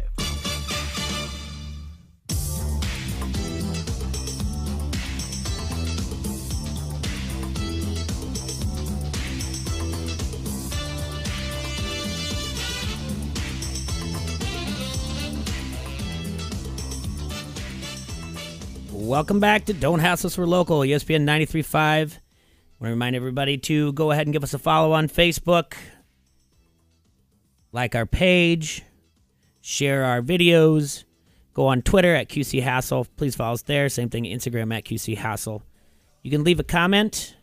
You can, on the Vance Pizza Pub and Grill Facebook comment line, you can always call in, 391-3776. Just got off the phone with Cody Benjamin. Didn't even know he's in Mankato. I only met him like 12 hours ago. Well, a little bit more than that. It wasn't 1 in the morning. But he did the write-up for CBS Sports, the AAF. And like Stocking said on the Vance Pizza Pub and Grill Facebook comment line, no teams in the Midwest and Northeast. It's going to be a struggle. See, and that my comment back was, that doesn't really have a bearing for me. I don't think that would make my interest level up or down either way. I'm either going to watch it or not. I don't really care if there's a team out of Chicago or Iowa City or something. Does that really make a big difference for you? Not me, but I'm pushing this. I've been pushing it since day one. Right. I want to have a big viewing party on the Sunday after. I know if Milwaukee had a team, I'm not going to be more of a fan of That's Milwaukee true. than anybody else. Yeah. That's true. I think they kind of did a good job of selecting some football hotbeds like Birmingham, Alabama. Like how many kids go out and play college football out of Birmingham? Quite a few. So I think selecting where football is hot, where it's definitely a big focus of their culture in those cities, I think it's a good idea. Jay, is it a 10-game schedule? 10-game schedule. Okay, so you have 2 divisions. You'll play in your division 3 times. So there's 6 games, and then you play out once, and there's the other 4. Okay. So the way we're looking at it, we're kind of breaking it down fantasy-wise, how we were going to do it. And I think it's a 9-week thing. Is that what we came up with, I think? You could play within your division 3 times 6, and then it'd actually be quicker than that. Yeah, 9-week. Probably in the championship would be 2-week, 1 championship. Anyway, Bobby, did you listen at all to the interview? Sometimes I feel like you're hot and cold on the AAF.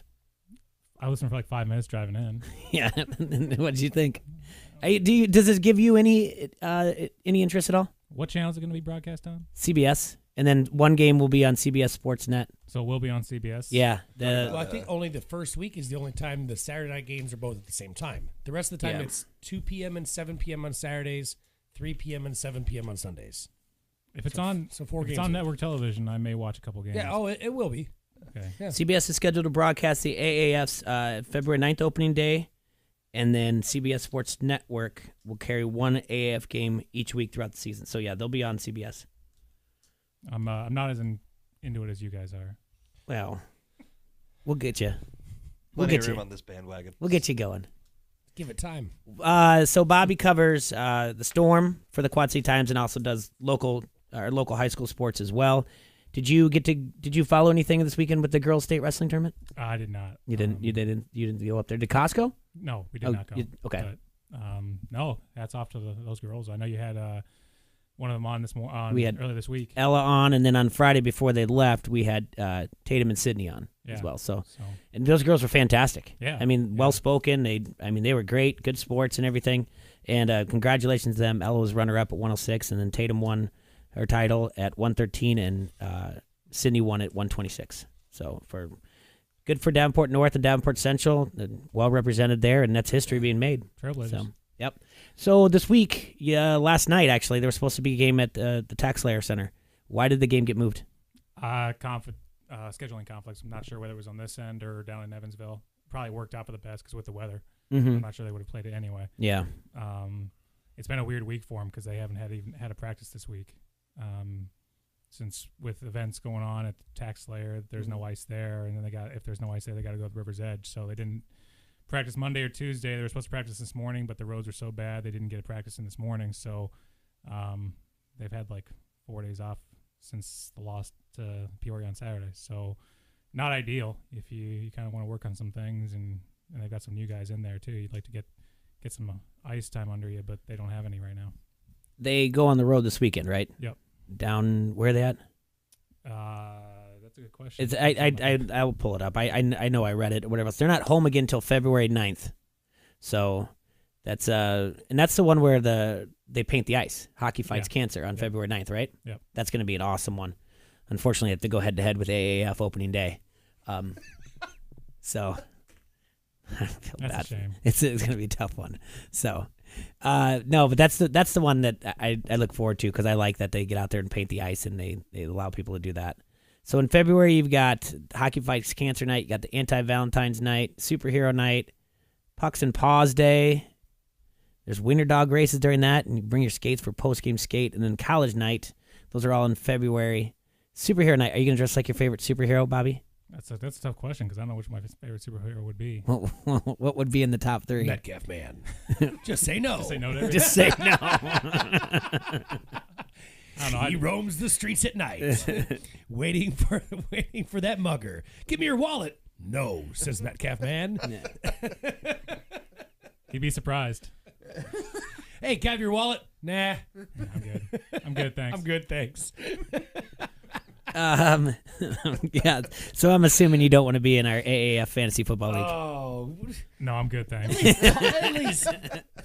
Man, that was your pitch. Well, I could explain to it Buy more. him a We already couple beers. Get him some dinner. Yeah, I guess. Yeah. Warm them loosen up a him little. bit. Come there you on, go. That's a man. good idea. Yeah, you're getting. Are I'm you gonna. gonna I'm gonna cold make this happen. on I'm a gonna get you snow day? getting big on the AAF and Fantasy AAF. Bobby, you probably don't want to join our league, do you? Well, yeah, I do know you say it like that. Yeah, I guess not.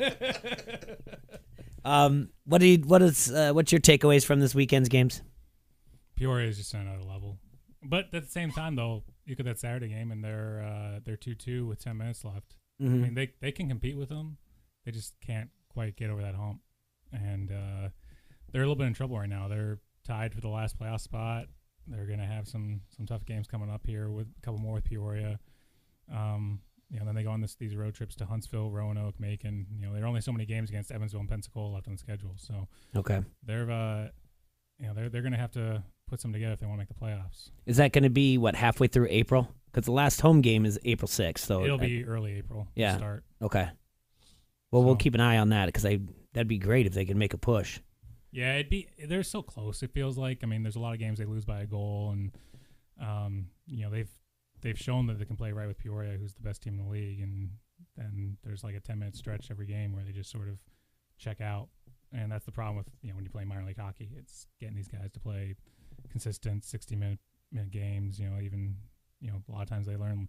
We saw that game against Birmingham where they blew a 5-goal lead. I mean, 40 minutes isn't enough. You got to play 60 minutes, and it seems like there's a lapse every game with this team. So, well, we got to get him in here. Give him a little motivational speech. Yeah, you keep saying every time you bring me in, you keep saying, "Oh, we're going to bring him in here." Rothy, we got miscommunicated yesterday. Rothy's going to start coming in every Tuesday, so he's going to start bringing guys in. But yeah, Rothy's on board. Got to get these guys going. Got to get Al and Taylor back in here. Al's finally out suspension. Finally, yeah. Weren't they all on suspension though? Well, then they tried doing it again on Friday night, and they had like 140 minutes of penalties, and 4 or 5 guys kicked out again. No suspensions for that one, but they tried again. So it's amazing what happens when you have Peoria come. You play Peoria 16 times on the schedule. Eventually, it's going to get a little chippy out there, right? Yeah. All right, and then let's flip over to the NFL. What were your takeaways from that? Did you watch it? Yeah, I called those games. I told you. Yes. Patriots Rams. Yeah, and then, but do you feel good about that call of the Rams? Look, if the Rams are going to win that game in New Orleans, they're going to have to get some help from somebody. So I mean, There's a couple things because it's even more. You could even call pass interference in that overtime interception. No. Why? I don't think you could. The ball wasn't tipped. He hit Breeze's arm. I don't know. On that one, I mean, that was a duck. If they didn't call the first one, they're not going to call that one. They're not going to give them that is not nearly as egregious as a. There were some makeup calls like in the New England game. It seemed Finally, like we don't have to hear the D word anymore. Now we have the E word. There's an interception, and then all of a sudden they're like players offsides. I mean, he was. The word egregious more in the past 4 days. It's fantastic too. I love it. I'll tell you what. I think the Saints have more of a argument than Andy Reid does, because Andy Reid's coming off and saying, "Oh, they should have told D Ford he was lined up off sides." It's like, what? No. This isn't Pop Warner. I've never seen. They can yell at it all they want to. It's not a rule. They don't have to tell him. Yeah. And if he asks, they have to tell him. Yeah.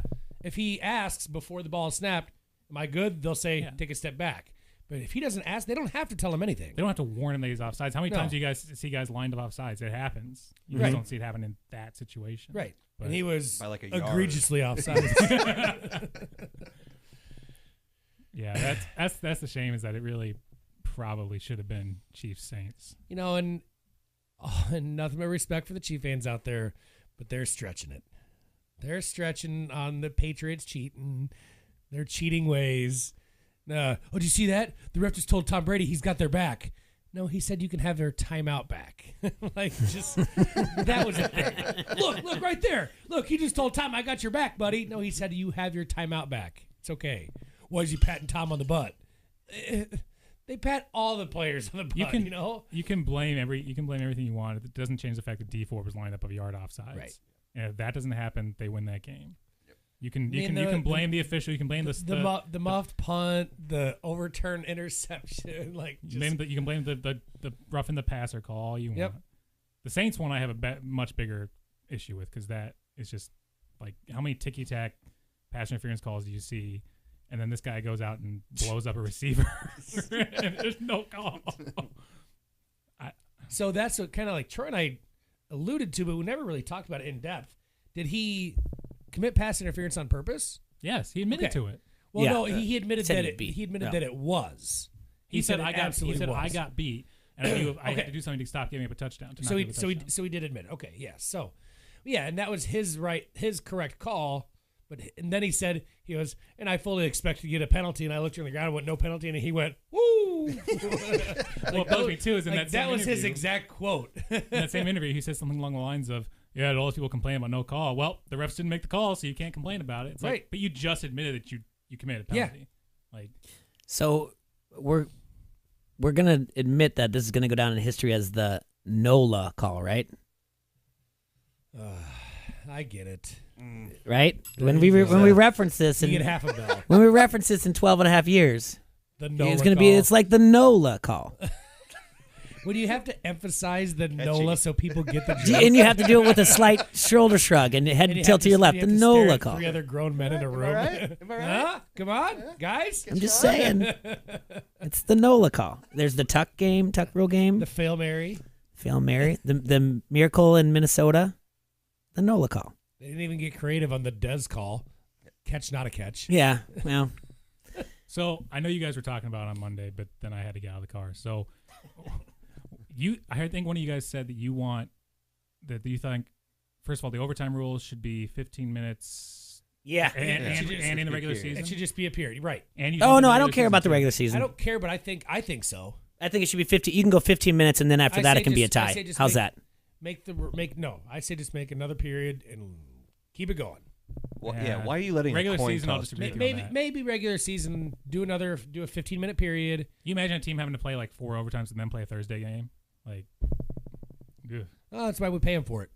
Well, yeah. They're professional athletes.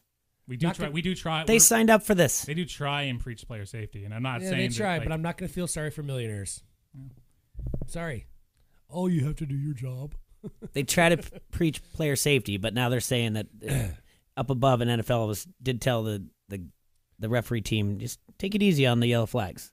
1:45, I'll yell last call, you order a Bloody Mary. I'm still going to make it, aren't I? Because that's my job. That's right. Don't at me. Where'd you guys land on the making interference calls reviewable? I think so. What? Say that again? Making interference calls. Well, yeah, because I think I don't want to quote wrong, but I think Lombardi said something like this on his GM Street. Does Division I football can you review pass interference? You can review to see if the ball was tipped. You can do that in the CFL. In the CFL, okay, yeah. So I mean, yeah, you should be able to review it, or just give them a review challenge. That's but what I mean, how many flags are you going to be carrying around as a coach? I think you say you keep it at 2 challenges, and you say if you want to use one of your challenges, if you think a pass interference call is worth challenging, then challenge it. Mm-hmm. If Sean Payton then you'd have to. One thing you'd have to say is that they aren't, because there's the rule where you can't challenge under 2 minutes. I think you could say you can challenge a pass interference under 2 minutes. That's the one thing you can challenge. Because if Sean Payton had 2 challenge flags left, or even had 1, he's throwing the flag on that play. So, but if you've used your 2 challenges earlier in the game to challenge a stupid spot or you challenge a fumble and you don't have any challenges left, well, like Andy Reid, exactly. Just use it in the first 3.5 minutes. Yeah, exactly. What's this there? I don't want that. Then too bad. You know, you don't have a challenge flag, and you don't have a challenge left. So, I think just make them challengeable. If you want to challenge a first half pass interference, and something like the Saints game happens to you, and you don't have one because you challenged a ticky tack first half one, then that's on you. It's true, because you have to think. Am Am I going to question them right now, or do I save it? And I don't think there'll be that many challenges. And you can't really sit there and say, well, we can't make the game any more longer than it is, or they're too long. I mean, that's more of a baseball argument. But that would make more sense that you have that one. And if you want to say give them 3 challenges, that way if they want to, but like I say make it challengeable. Don't make it reviewable like they are, like turnovers or scores, because then you're going to have every single – then where does it end? Because then you're going to have, okay, then should we start reviewing false starts to see if the offensive line really jumped? I mean, where do you start? I think you have to make it challengeable, not reviewable, which I know is kind of the same thing, but yeah, like I said, I think that, well, obviously Sean Payton's on the rules committee, so he's going to go in with a little bit of a voice. Did you see? I still want Goodell to do this, to exercise the nuclear option. Yes. I would love it. Yes. I really want him to. Thank you. Oh, I think. Yeah, you're on the air. ESPN 93.5. Don't hassle us. We're local. Oh, you guys, you sound so beautiful. Oh, okay. T-Roy. How you doing? Well, I'm bored stiff, boys. What do you think? How's the snow day treating you? Well, we're going to go outside and build snowman pretty soon, but... Got your bibs on? Not yet, but Hazel's got hers. She has her own little Carhartts, so we're going to be a little twinkies out there. She doesn't fit in the pouch of yours? Well, she would. I mean, yeah. I was out at like 6:30 this morning, already blowing snow so Mookie could go to work. I'd done my dadly duties, and now just here playing, coloring with crayons. I'll tell you what, I can draw a heck of a tree. I didn't know if you guys knew that. We do now. So who do we have in the studio? Anybody fun? Metcalf. Nah. Oh, B-Met. Yeah. Ah, sweet. We're just talking about possibilities if we should, if there should be, you should be able to challenge no call, a pass interference call, and kind of come up, brainstorm some ways. NOLA call. Yeah. By the way, this is now known as the NOLA call game. It's going to be very hard to TM. institute this rule. Don't you guys agree? It's going to be very hard to what? To institute this sort of rule. You know, I mean, because, God, there's so many times when you're like, you look at it one way and it looks like the defender's got a few two hands or the offensive guy's pushed off. I don't know. I mean, I know it was egregious, and I know it totally changed it, but I don't know how they're going to make it so you can review it. I don't know. That's just my thought. Especially on a judgment call. I mean, that makes it even harder. It's what do you view as too much contact, too much jersey grabbing? It's not like, recovering a fumble or like the spot of a ball. It's exactly what Bill Vinovich said, the head umpire, after the game. He said it's a judgment call. Yeah. So, and then and granted, the judgment was terrible. We all agree. Hazel could, if you said to Hazel, what did that guy do? She'd say he hurt him. That's what she would say. Like, and I guess I just don't know whether than I don't know. I guess it's like this, and what do we always learn from society? Whenever one idiot screws up, the rest of us have to pay the price for it, right? So that's why we have all these weird laws about anything you can think of, things that get banned, things that get regulated, like speed limit, let's say, for example. Like there wasn't speed limits a long time ago. Well, because ding-dongs were driving around like bats out of hell and not even caring what they were doing. So it just comes down to them educating the referees more. And I think Sergio made a point yesterday, and he brought up, like, we don't need 60-year-old officials running up and down the field trying to keep up. Very good point. Some of these officials are old as hell. I mean, it's time to bring in a new breed, a new look. I don't know if these NFL officials are under a union like the Major League Baseball is, but maybe it's something where we do that, or we get a whole new breed in there, so it's a whole new set of eyes. Clone hockey. Well, do you remember when we brought in new officials? And yeah, they suck. Yeah. Right. So I mean, you're gonna have to start a school and get the best of the best. Here. Trust me. Yeah, exactly. I mean, I don't know. It's one bad call. I guess do we upset everything over one bad call? I don't know. We've done that for a lot of other things. Look at the catch rule. Yeah. You're right. No, I mean. And then also, why have the rule? What the rule to overturn it? The Goodell rule. Yeah. Why have it? Yeah. What are they waiting for? Are they waiting for something more egregious than that? I don't think you're. Yeah, well, I can't imagine what's going to be more egregious than that. Like, does somebody have to kill a guy? I shot him, but they didn't call it, so looks like we win. Sorry. Yeah, it makes you wonder. It really makes you wonder. I mean, things like that, when you see a call like that or a non-call like that, it makes you wonder. I mean, did somebody happen to have money on the game? Right. That's what you and I were saying yesterday was, how bad does that have to be that they all, what were those, all, you named off all the different referee positions and what was going through the time frame on, okay? Right. When he releases the ball, they should be turned. Now this guy's watching this. Now this guy's watching this.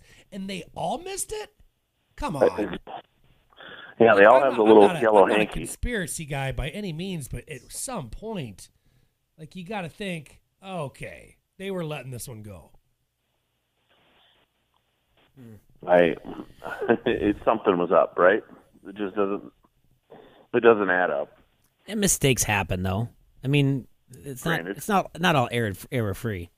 I just want to fill you in. You missed out on Cody Benjamin for talking about the AAF, and I know. He's kind of saying maybe that the San Diego Fleet might be the front runner right now. Ooh, yeah. Only because Josh Johnson has NFL snap experience. So. Oh. Is that because my team's just awesome? Well, and because he found out that you're their number one fan, so. Oh, that's cool. You know what sucks, by the way? What? Is I know, Jay, you texted me earlier that the roads are fine. I mean, these kids could have been in school today. I don't know what this... In the 70s, we went to school and snow up to our ears. I don't get it. What's more, Grandpa? What time was that? Yeah. I know. Both ways, too. Yeah. Crazy. All right, we're going to let you go, and you can go back to watching Moana, all right? I'm not watching Moana right now. It's quiet time. We're supposed to be having quiet time. Oh, all right. Well, way to lay down the law. So Daddy's yelling. Yeah, I'm trying my best. Yeah, that's right. Trying my best. All right, buddy. We'll talk to you Bobby, soon. Don't be Metcalfing anybody today, all right? Too late. Already have. All right, we'll talk to you soon. We'll talk to you All soon, right. bud. All right. Bye. All right. Whether you're looking for a family getaway, friends and family group vacation, a romantic retreat for two, or simply need a travel professional to help plan the perfect destination wedding, Throne Travel is here to help you. Let Throne Travel get started planning your next vacation today. They firmly believe that travel is the best therapy you can purchase. Throne Travel provides the highest quality of service, customizing the perfect vacation experience, utilizing their expansive resources and contacts within the travel industry. They provide the highest quality in travel planning to all new and repeat customers. Start making your dreams come true. Contact Janelle at 563-323-0889 or check out Throne Travel on Facebook. Again, contact Janelle at 563-323-0889. Make all of your travel dreams come true with Throne Travel. We'll be back in just a few minutes on Don't Hassle Us, We're Local. This is Brian Rothenberger, radio guy for the Quad City Storm. You are listening to Don't Hassle Us, We're Local on ESPN 93.5. Hi, this is Mark Brenny. Whether you're searching for a utility ATV for recreation, work, or hunting, you can't top a Yamaha from Brenny's Motorcycle Clinic. Yamaha utility ATVs are renowned for proven off-road capability, durability, and reliability. From the ultimate mid-size, the all-new Kodiak 450 with class-leading comfort starting at just $59.99 to the incredible Grizzly EPS. All Yamaha utility ATVs are packed with class-topping features like Ultramatic transmission, all-wheel engine braking, exclusive on-command four-wheel drive, adjustable suspension with huge ground clearance to tame the roughest trails, and available class-leading Yamaha electric power steering. Now to learn more, visit YamahaMotorsports.com and Brenny's Motorcycle Clinic today. Don't forget, at Brenny's, we take all trades. Oh yeah? How about ex-wives? No. Naughty kids? Nada. Adult porn stars? No. Left-wing liberals? No. FBI leakers? Not happening. Fake news reporters? Stop it. MSRP subject to change. ATVs are recommended for use only by riders age 16 and older. Yamaha recommends an approved training course. See your dealer or call 800-887-2887. ATVs can be hazardous to operate. ESPN 93.5 wants you to be an insider. Access great contests and giveaways and be in the know at ESPN935.com. Brought to you by Necker's Jewelers, where the Quad Cities gets engaged, and ESPN Quad Cities. From local to global. global, ESPN 93.5 has you covered with your Quad Cities sports talk show. It's Don't Hassle Us, We're Local. Talk sports with your favorite foursome, T-Roy, Jay Bird, Serge, and you. Weekdays from noon to 2 on ESPN 93.5. Sean's Auto Service presents the 36th annual Rod and Custom Car Show slides into the Quad City Expo Center on Friday, January 25th through Sunday the 27th. And this year, it's automatic, it's systematic, it's hydromatic. Why, it's Grease Lightning. It's the 40th anniversary of the movie Grease. And you have the opportunity to get up close with the iconic 1946 Ford Grease Lightning. As always, check out the best hot rods, custom cars, vintage vehicles, and lowriders at this show. With over 100 exhibitors and vendors, too. Plus Grease Lightning. While you're there, try your hand at building an engine with dynamic power. Explore the Taylor Living Man Cave. And catch the pinup contest on Saturday afternoon with Military Appreciation Day on Friday, sponsored by Sexton Ford. Tickets available every day at the door for just $8. It's the Midwest Premier Car Show.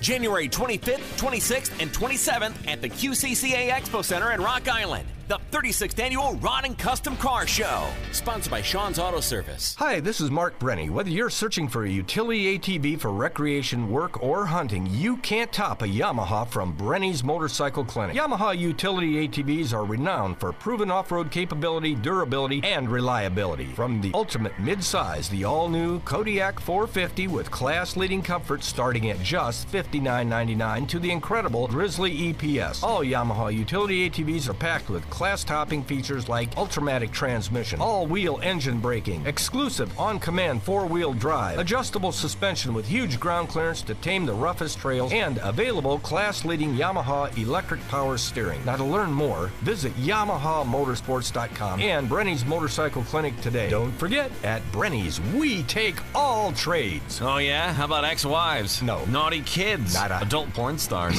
No. Left-wing liberals? No. FBI leakers? Not happening. Fake news reporters? Stop it. MSRP subject to change. ATVs are recommended for use only by riders age 16 and older. Yamaha recommends an approved training course. See your dealer or call 800-887-2887. ATVs can be hazardous to operate. Now, back to Don't Hassle Us, We're Local on ESPN 93.5. Break it down.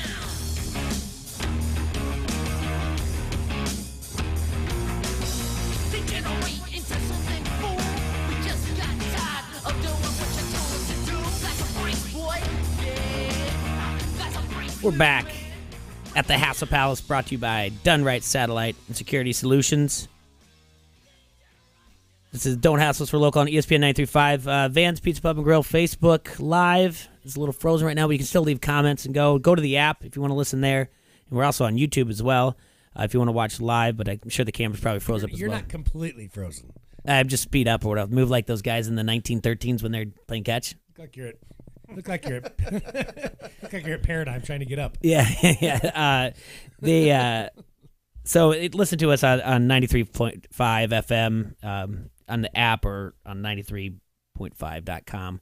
Just go to listen now. T-Ray sounds like he's got one heck of a day. Did you get any trouble with the snow, Bobby? I mean, I had snow, but I know, but I mean, getting out or anything like that. You didn't have any trouble traveling around, right? No. Yeah, it's not that bad. He's right. Roads are clear. I don't know what time they made that decision this morning, but they're calling off games again tonight. Well, they have to, don't they? If they don't have school. Yeah, I guess. Yeah. By the way, where are you at this weekend? Do you know? Good question. Yeah. Assuming they all get played, I'll be at PV North Scott on Friday night. And tomorrow night, I think I've got North Muscatine. And Saturday, I'm doing the North Scott Assumption makeup from Tuesday. There have been a couple of MAC teams that haven't played a game in like 15 days. Have you looked at the weather? Because you say if they play them, have you looked at the weather at all coming up? I think we're supposed to get some more on the weekend, aren't we? That's going to be interesting because we finally got the okay from the Mississippi Athletic Conference to put on the MAC wrestling tournament. And we were just going to do the semis and the finals, but it's down in Burlington. If the weather doesn't, then, weather doesn't cooperate, we're not going to go. We're not going to, put ourselves at any type of risk whatsoever. Because we're not getting paid for it. So, no dedication. I get it. What? I mean, that's not true at all. I mean, now you make me feel bad, but so, and I know we'll talk about this next week. You got the Super Bowl that you thought was going to happen. Rams and Patriots, the bookend, the 17 years later. where I heard now Drew Bledsoe and Trent Green are forced to play quarterback now because they never got the chance the first time because of injuries and whatnot. So they're bringing them back out of retirement, and that's the wrinkle. That'd be fantastic. See, Goodell, it was breaking news. Goodell's like, no, I can't do this, replay the game, but what I can do is give Bledsoe and Trent Green a chance to play the game at the Super Bowl that they didn't. So they should bring him out as honorary captains, though. Yeah, that'd be cool. Because you can't bring, I mean, you could have Kurt, too, but, he's done enough. He's in the AAF now. He's in the Hall of Fame. Yeah. So, where do you like this right now? Patriots. I Patriots. don't know how the Rams are. Well, weren't the Rams a 1-point favorite? They opened as favorites, but I think that had to do with everything that everyone believed the NFC was the better conference from the very beginning of the season. I just don't get the Patriots mantra of, we're doing the we suck thing now. Well, because they were underdogs for the first time. So freaking what? And they were on the road. So what? Right. Oh man, so they had to be favored every single time? Like, otherwise they're going to take it as an offense? I don't think it was that big of a deal. I think they went, everybody thinks we suck. Whatever, we like it. You got Brady going up to, Edelman afterwards, go, I'm too old, you're too slow, or maybe it was Hogan. And that was funny. It's still, though, come on. Chris Hogan's running past Chiefs DBs. He's run out of things to say, man. He's been there so many darn times. It's just stupid. I think it's dumb. Nobody thinks the Patriots suck. I'll tell you what, they do a great job of grasping on these little motivating things and using it to fuel them. Right, but at the same point when he said, why are they doing this we suck thing, but at the same point, he also ran into the locker room right before the game and said, I'm the baddest MF on the planet. So he's just hyping everybody up. Well. It's just water cooler talk. He's just trying to get everybody riled up one way or the other. You don't think he's doing any kind of mind games at all? I don't think he needs to. I think he's going to take every edge, every advantage he can get. No. I don't think it's going to be even a close Super Bowl. I don't think the Rams are very good. I don't think their defense is very good. I don't think they're a very good team in general. If Gurley's not going to play like he did against the Saints. But he could also show up. He could. Right? I haven't been impressed with the Rams really since the Bears. Well, before the Bears game even. I think their offense is good unless they're playing against a stellar defense. Then they're in trouble, which New England doesn't have a stellar defense. But the problem is New England's got a good offense, not as great as it's been in years. They have a good offense, and the Rams have a bad defense. Well, not as bad as the Chiefs. I mean, you're talking about the master schemer here in Bill Belichick. I think against Jared Goff, he's probably going to make him look pretty bad. Yep. I don't think the Rams are bad, and I think you got 2 weeks to prepare. Sean McVay's going to... Who's better with 2 weeks to prepare, the Rams or the Patriots? Patriots. How many, talk about experience. How many Patriots players have... 36. How many Rams? 4. Correct. Homework. Good job. Yeah, they got the experience. Uh-huh. Jared Goff is the second youngest quarterback to... He's the earliest first round. The fastest to make it to the Super Bowl. As a first round, as a first pick, yeah. The youngest coach. The experience is going to be a factor. Plus, you've got Marcus Peters and Aqib Talib are probably going to do something stupid, and Ndamukong Suh's probably going to step on somebody and get kicked out, and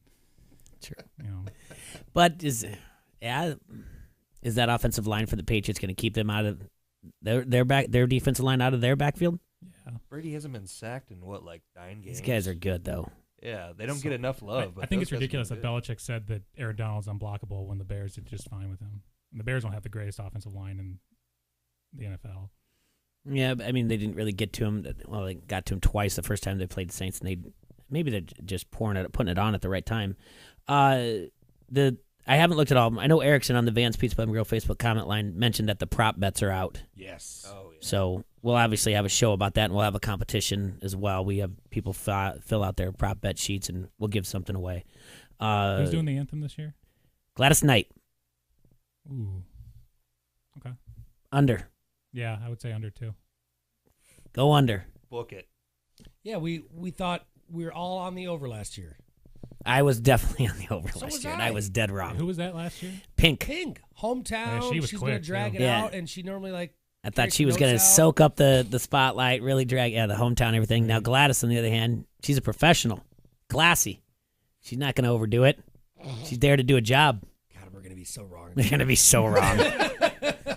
100% we're gonna be so wrong. She's gonna hold that brave for like 45 seconds. So, but it's time to just go. Now it's deep dives down to YouTube. No, I'm excited about the prop bets and what we can find because I like doing really digging into, how many, the color of Gatorade and the coin flip, and I got to go to a history of 9 Super Bowls and figure out how many. So the eight before, what the coin flip was for the Patriots when they were in it, and what the coin flip was in 17 years ago. You do realize that that's a 50-50 I realize chance no that. It's still fun. It's so it doesn't matter what I tell you. I'm telling you right now, I'm betting tails. I always do. I have for 20 years.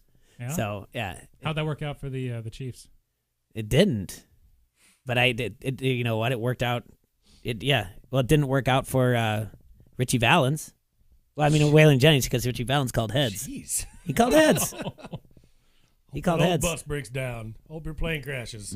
Yeah. Wah, wah, wah. So, anyway, so the prop bets. Do you look at those at all, Bobby? No, I mean I don't gamble, so yeah. I mean I may take a glance at them, but it's not something I like. Because they're just interesting about Yeah. over under and all the other nonsense that they have. Will Belichick wear a hood or not? They get some crazy ones, and I know Erickson said they're out. So the over under on how many times they talk about Sean McVay memorizing the defense. Yes, Yeah, that'll be one. Dilly's one. He says. Did they say? And there's one in there also. Halle Will they Berry? show the replay of the NOLA call? Of course they will. They'll show the replay. Oh I my don't know. gosh. Is there an over under on Minus the number of 50. times they'll say Halle Berry? Not yet. Or not that I know of. I haven't seen him. Yeah, I haven't seen it yet either. He just said it was out. Where's the Halle Berry reference from? It's one of the audibles that the Rams used earlier. Yeah, Oh. Jared Goff says it. Got a little mention on Twitter. Yeah. Says heart exploded. She could hear it. She was watching the game. Oh. Heard him call it. It was a check. It was a check down at the line. That makes me. This reminds me of Halle Berry from the movie Last Boy Scout. You're looking for any excuse, weren't you? Well, it is from the movie Last Boy Scout, which is a very underrated movie. But I loved her in Boomerang as well. Halle Berry, Marvin Berry, So is Wild the Berry, don't matter. The under's going down though. Do you like the over under? I think it went off at 57, and now it's down to 56.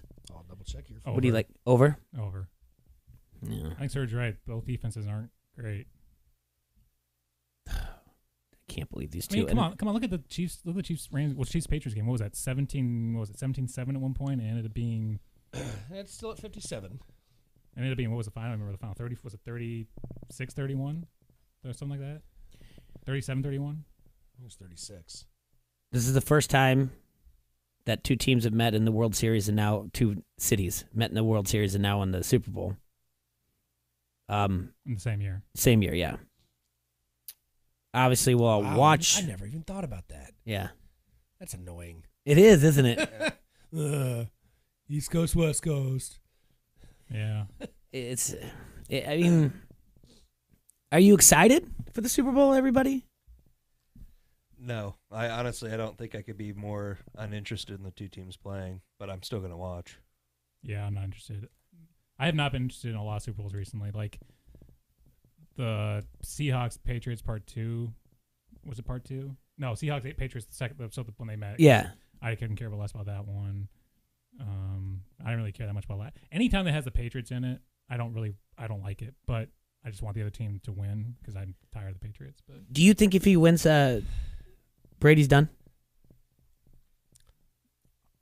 well, I said this last week. I don't think he's retiring, but I don't think he's making another one. I think this is the last Super Bowl Brady's going to. Gosh, they made it with this team. Okay. I'm saying everyone was like we started when we started this They conversation. have a bunch of draft picks too. I don't know. I don't think to say that they're not going to go again. Chiefs aren't going anywhere. You gonna bet against them if they make the playoffs again next year? Well, Chiefs aren't going anywhere. Their defense is going to get better. Colts probably aren't going anywhere. Nope. Well, Hey, Mitch is still here. Hey. Well, the Texans aren't going anywhere either. Saw how that worked. Jaguars out. aren't going to have Bortles, so they've got to be better, right? That's something I meant to mention with Cody. He wrote top 11 places for Foles to end up, and number 1 is Jacksonville. Yeah, that makes sense. I don't think it's much of an improvement. No. All right, so listener here on the Advanced Pizza Pub and Grill, don't hassle us. Facebook comment thread here. Patriot fan Chip Foster says Brady wants to play until he's 45, but it may be his last Super Bowl.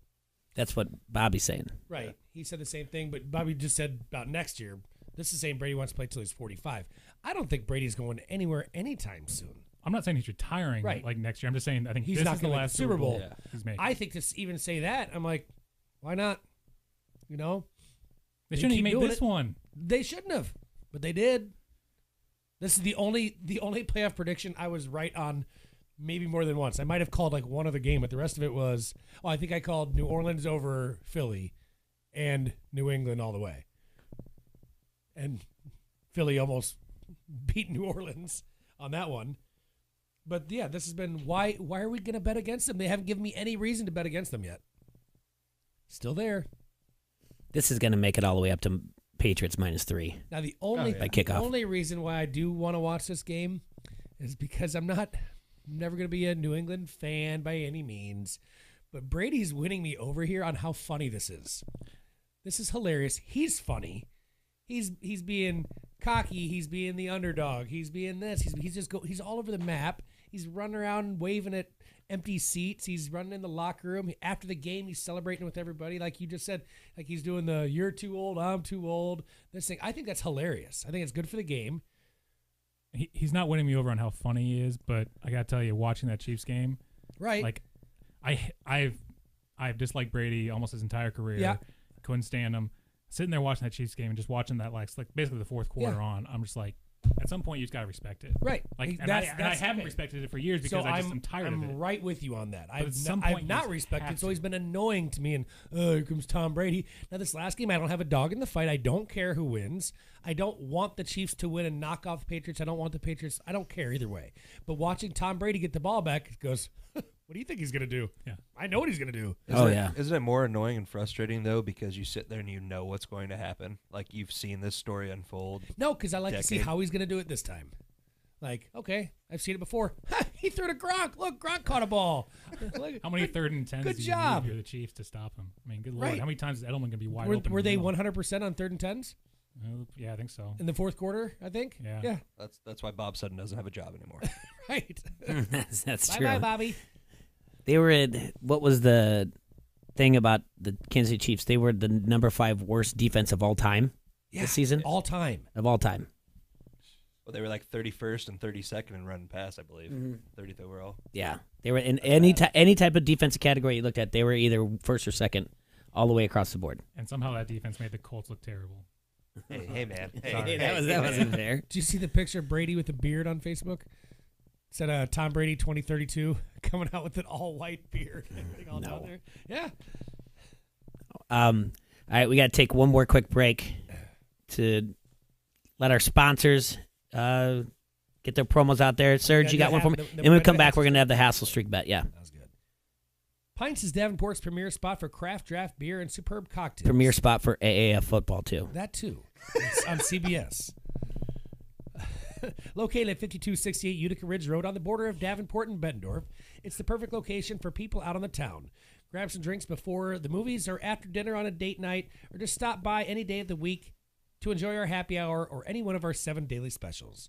Don't forget, every Sunday, Pints is proud to bring you the best Sunday fun day there is, there was, and there ever will be, featuring $3 you call it's, a complimentary taco bar from our friends at Caddy's during all the NFL action. Pints, 5268 Utica Ridge Road, your place to party. Hey, this is Goose, PA announcer for the Quad City Storm, and you're listening to Don't Hassle Us, We're Local on ESPN 93.5. Do it again, a little more heart. You.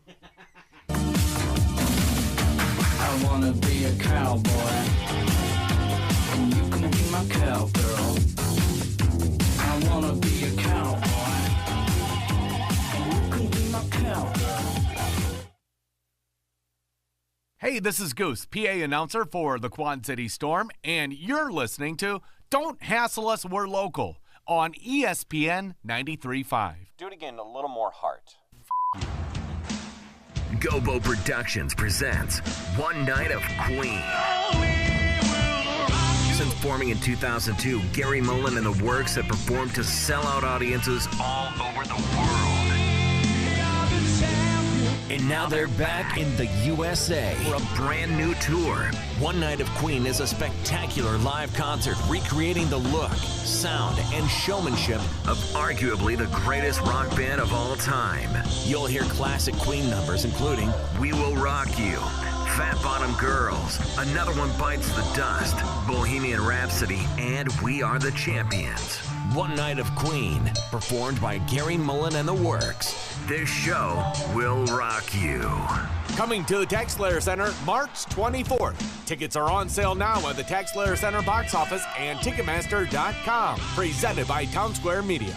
ESPN 93.5 wants you to be an insider. Access great contests and giveaways and be in the know at ESPN935.com. Brought to you by Necker's Jewelers, where the Quad Cities gets engaged, and ESPN Quad Cities. From local to global, ESPN 93.5 has you covered with your Quad Cities sports talk show. It's Don't Hassle Us, We're Local. Talk sports with your favorite foursome, T-Roy, Jay-Bird, Serge, and you. Weekdays from noon to 2 on ESPN 93.5. Get your maximum refund and your taxes prepared for half the price with AmeriFile. I'm Christy, a single mom from Bettendorf. I got tired of paying $250 at H&R Block, so I went to AmeriFile. As advertised, they did my taxes for far less than half the price. Bring in a copy of last year's tax return done by H&R Block, Jackson Hewitt, Liberty Tax, or any other tax preparer, and we will cut your tax prep fees in half, guaranteed. This year, AmeriFile has the best tax prep deal in town. Save hundreds having your taxes prepared with AmeriFile, and you get a coupon for free Rudy's Tacos, Whitey's Ice Cream, or Hungry Hobo. Trust AmeriFile's 30 years tax experience to handle any simple or complex tax situation. Remember, this tax season, save hundreds with AmeriFile, the best tax prep deal in town. Free Rudy's Tacos, Whitey's Ice Cream, or Hungry Hobo. AmeriFile Tax Centers, Davenport, Moline, and Clinton. Call 762-8087. That's 762-8087 or AmeriFile.com. H&R Block is a registered trademark. After price taxes from last year's fees. $75 minimum.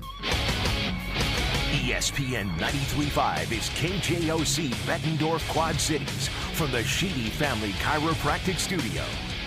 Woo!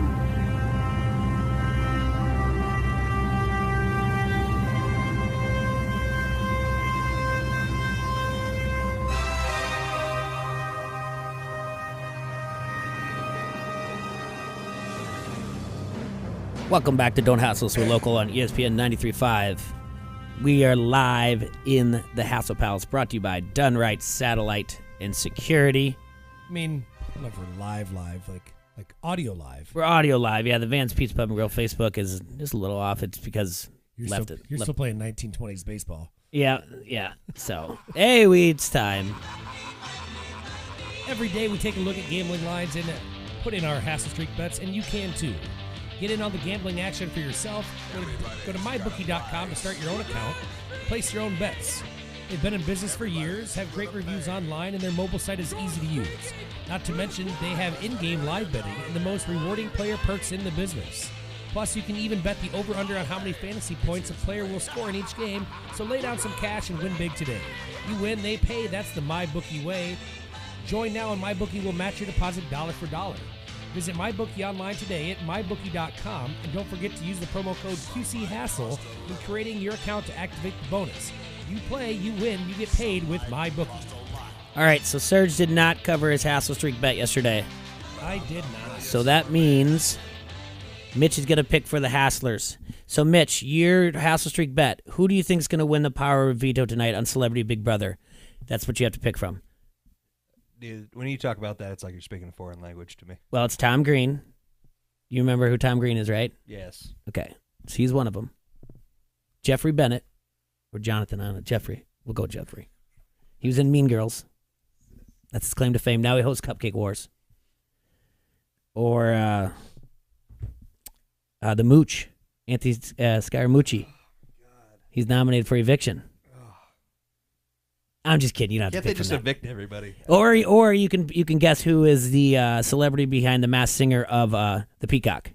How about we just do sports? Oh, okay, all right. We'll stick to sports then. Okay. Oh my God, don't make me watch any of that television, please. He can't make you do any of that. You're fine. All right, what do you got for Hassle Streak bet, my friend? All right, so been debating it. There's some good college basketball on tonight, by the way. I think I'm going to go with Marquette laying 8.5 at home against DePaul. Okay. Number 12th ranked Marquette. Against DePaul, minus 8.5. That's the bet. I should have picked your Dookies yesterday. Mm-hmm. I would just rather talk about who you guys think is the Masked Singer on each one of them. Because it's a big deal in my house. During the Marquette DePaul game? It's during that. Picture-in-picture is what we usually do at my house. It's called Pip, Jay. Yeah, well, it's for those out there who don't know it. You guys aren't watching The Masked Singer? No. I just saw that it's on Netflix or Hulu. It's on one of the two. Maybe Hulu. Probably Hulu. It's only been 3 episodes. 2 episodes. And this is the first season? Yes. The second. If there's a second, dear Lord, this is awful television. I don't know. It's the number 1 new show in America. Well, depending on what demographics you use. The only I'm new so show proud in that America. I don't know that. Yeah, depending on what demographics. But anyway, Terry Bradshaw was the singer who got last week. So they're sports related right there. He said he was happy they voted him off. That was part of his speech. Yeah. He was done with it. So you do watch it? I walked in on my fiance watching it. All right. All right, it's on the DVR. I'll admit it. Ricky Williams is on Celebrity Big Brother. Ryan Lochte. See, it's sports. Yeah, man. Joey Lawrence from Blossom. Whoa. He's on it. I mean, Joey Lawrence from Brother Lolo Love. Jones, Olympian also from Des Moines, Iowa originally. And this is all sports related, guys. And then, of course, I'm just waiting for the next challenge to start. All things that are all relevant here. There are sports figures also doing sports things, too. Oh, they are. Wait, hey, speaking of, you know what we never talked about? We never talked about Carmelo Anthony going to the Bulls. What? Why? And then getting waived right away, or what? It's a non-issue. Where's he going to next? He's going to sign with L.A.? There's a lot of different places where he still might go. He's weighing his options. The Bulls are weighing their options on where they're going to trade to. He's not going to play a single game for the Bulls. Who cares where he plays? He's not. He's not Carmelo Anthony. Talk about a crash and burn at the end of your career. No kidding. Man, that's a bummer. That's the thing. I thought maybe he could play for the Bulls and then he'd actually have his team and he could do whatever he wanted. Nope, he won't play a single game for them. What's the benefits of the Bulls bringing him in? If you're trying to get younger, you're trying to give some guys some PT organizations. They brought him in so they could trade him and get something else. Yeah. Yep. I wouldn't be surprised if he went to L.A. I mean, Braun likes him. In Game 72. Right? Keep him fresh. Yeah. So he's just weighing his didn't he weigh his options the first time with Houston and then that didn't work out? Right. Weighing his option. He averaged 13.5 points per game for Houston. Yeah, how many shots did he take? Dear Lord, you want to talk about shots? James Harden went on a terror streak of 163 points in 3 games. Yeah, that's a lot more than. Do you know how many of those came off of assists? Zero. Right. What is going on? 163 divided by 3 is more than 13. That's why I don't get invited to play pickup basketball games at the Fit because that's what just James Harden everything. What, travel and commit a bunch of fouls? I probably do travel and I do foul a lot, but I just call the one every time as I'm dribbling down the court. And then the 4 guys who I've never met before on my team is like, "What's the one?" And then they see me chuck up a 36-footer, and then I just tell them, "Hey, trust the process. It's all going to come together." We do need to play pickup basketball. We need to get some Hasslers together one time. Play pickup basketball. That'd be fun. Tira and I were playing a little bit last year. Yeah, I'm just saying. But I'd probably would quit. It's kind of like golf. After about 4 holes, I'm like, I just quit. If we can get our own game with all guys that we know playing, then we'll have fun and you won't quit because it'll be too much fun. If once we get I'm getting up there in age. Once we get the other guys playing, just wanting to play, like they're not bad guys. They just want to play. Then they don't get our sense of humor. They don't get that we're horsing around a little bit, but still having fun. They want to play a little too serious. Then you get one guy that comes in, he's really, really good, and he doesn't really stop. It's like, all right, slow down, buddy. I'm good, thanks. We got. It's you're good. It's 8 a.m. on a Tuesday. Pickleball though, pickleball's more my speed. But if we're gonna get involved in this, when Bobby came on last week, he said they're starting up this QC 3-on-3. I need to start getting some reps. Oh, by the way, also I gotta go play pool soon. We got to play these kids. Yeah. I got to start talking trash to these February kids. 15th. Did you have these teenagers? Yeah. Talk trash to kids. Of course, they're teenagers. These aren't any kids. They These are won superhuman state. They billiards beat players. Yeah, they won Iowa State. They're going to Vegas Did you in like May. my poster? And I haven't seen the end result yet. Or you saw what I sent in, didn't you? Yeah, so they won. They beat adults. The oldest one is 19, but the other ones are like 15, 13, or whatever else.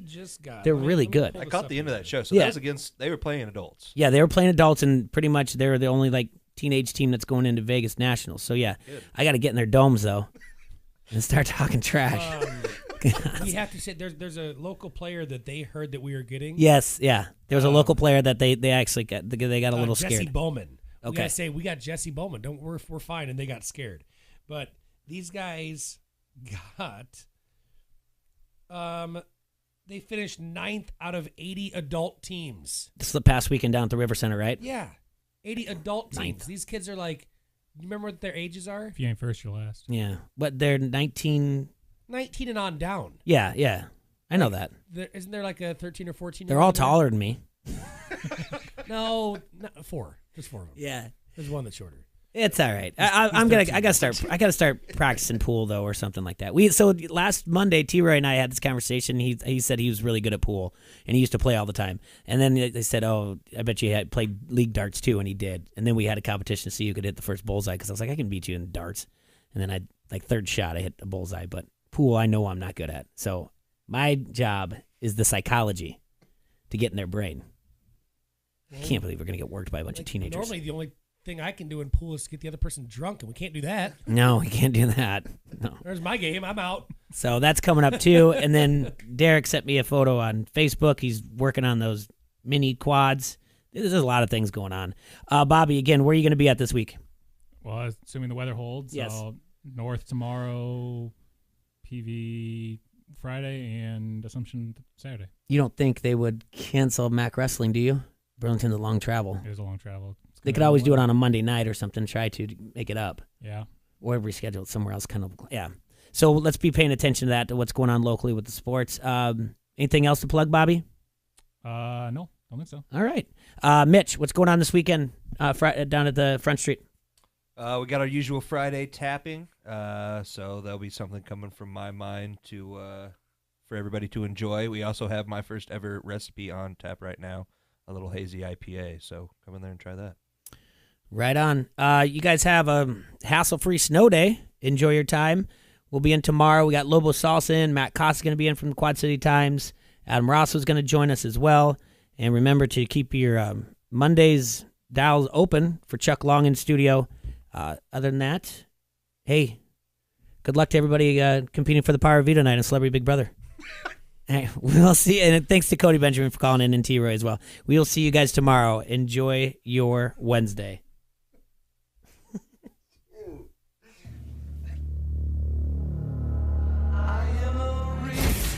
ESPN Radio Sports Center. I'm Christine Lisi. Right now, future Pro Football Hall of Fame receiver Larry Fitzgerald will return for a 16th NFL season, signing a one-year contract with the Cardinals. After a grueling 2018 season, Fitzgerald still has passion for the game and is optimistic about this year with new coach Cliff Kingsbury, explains ESPN's Josina Anderson. Look forward towards Cliff Kingsbury, a new head coach, being there in the Arizona Cardinals organization, trying to follow that same mode of so many organizations with the young offensive guru who hopefully is a quarterback whisperer and can turn over that offense, paired with a veteran defensive coordinator. Josina Anderson. Cowboys defensive end DeMarcus Lawrence said he will have off-season surgery. No date yet set. Lawrence played under the franchise tag and is set to become a free agent. Cowboys owner Jerry Jones has said he's optimistic about re-signing Lawrence. NBA, tonight could be another big one for James Harden when he and the Rockets visit the Knicks. Harden has scored 200 points his last 4 games. He scored at least 30 in 20 straight and is averaging almost 44 points per game this month. New York owns the NBA's second worst defensive team. Want an easy way to see if you could save money on car insurance? Geico gives you 3. Call 1-800-947-AUTO. Go online to geico.com or stop by the Geico office nearest you. 3 ways you could save 15% or more.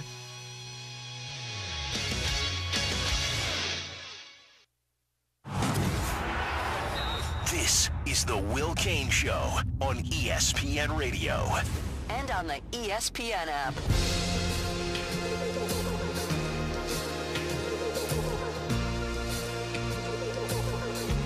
Mariano is in the Hall of Fame. So is Edgar Martinez. I know. Right out of the gate. Second word. Boom. Stumble. I know we don't talk a lot of baseball, but man. I don't even know where my I don't even know where I was going. Is Nuno in your head already? It's the Will Kane Show on ESPN Radio, the ESPN app, SiriusXM Channel 80, and on ESPN News. Come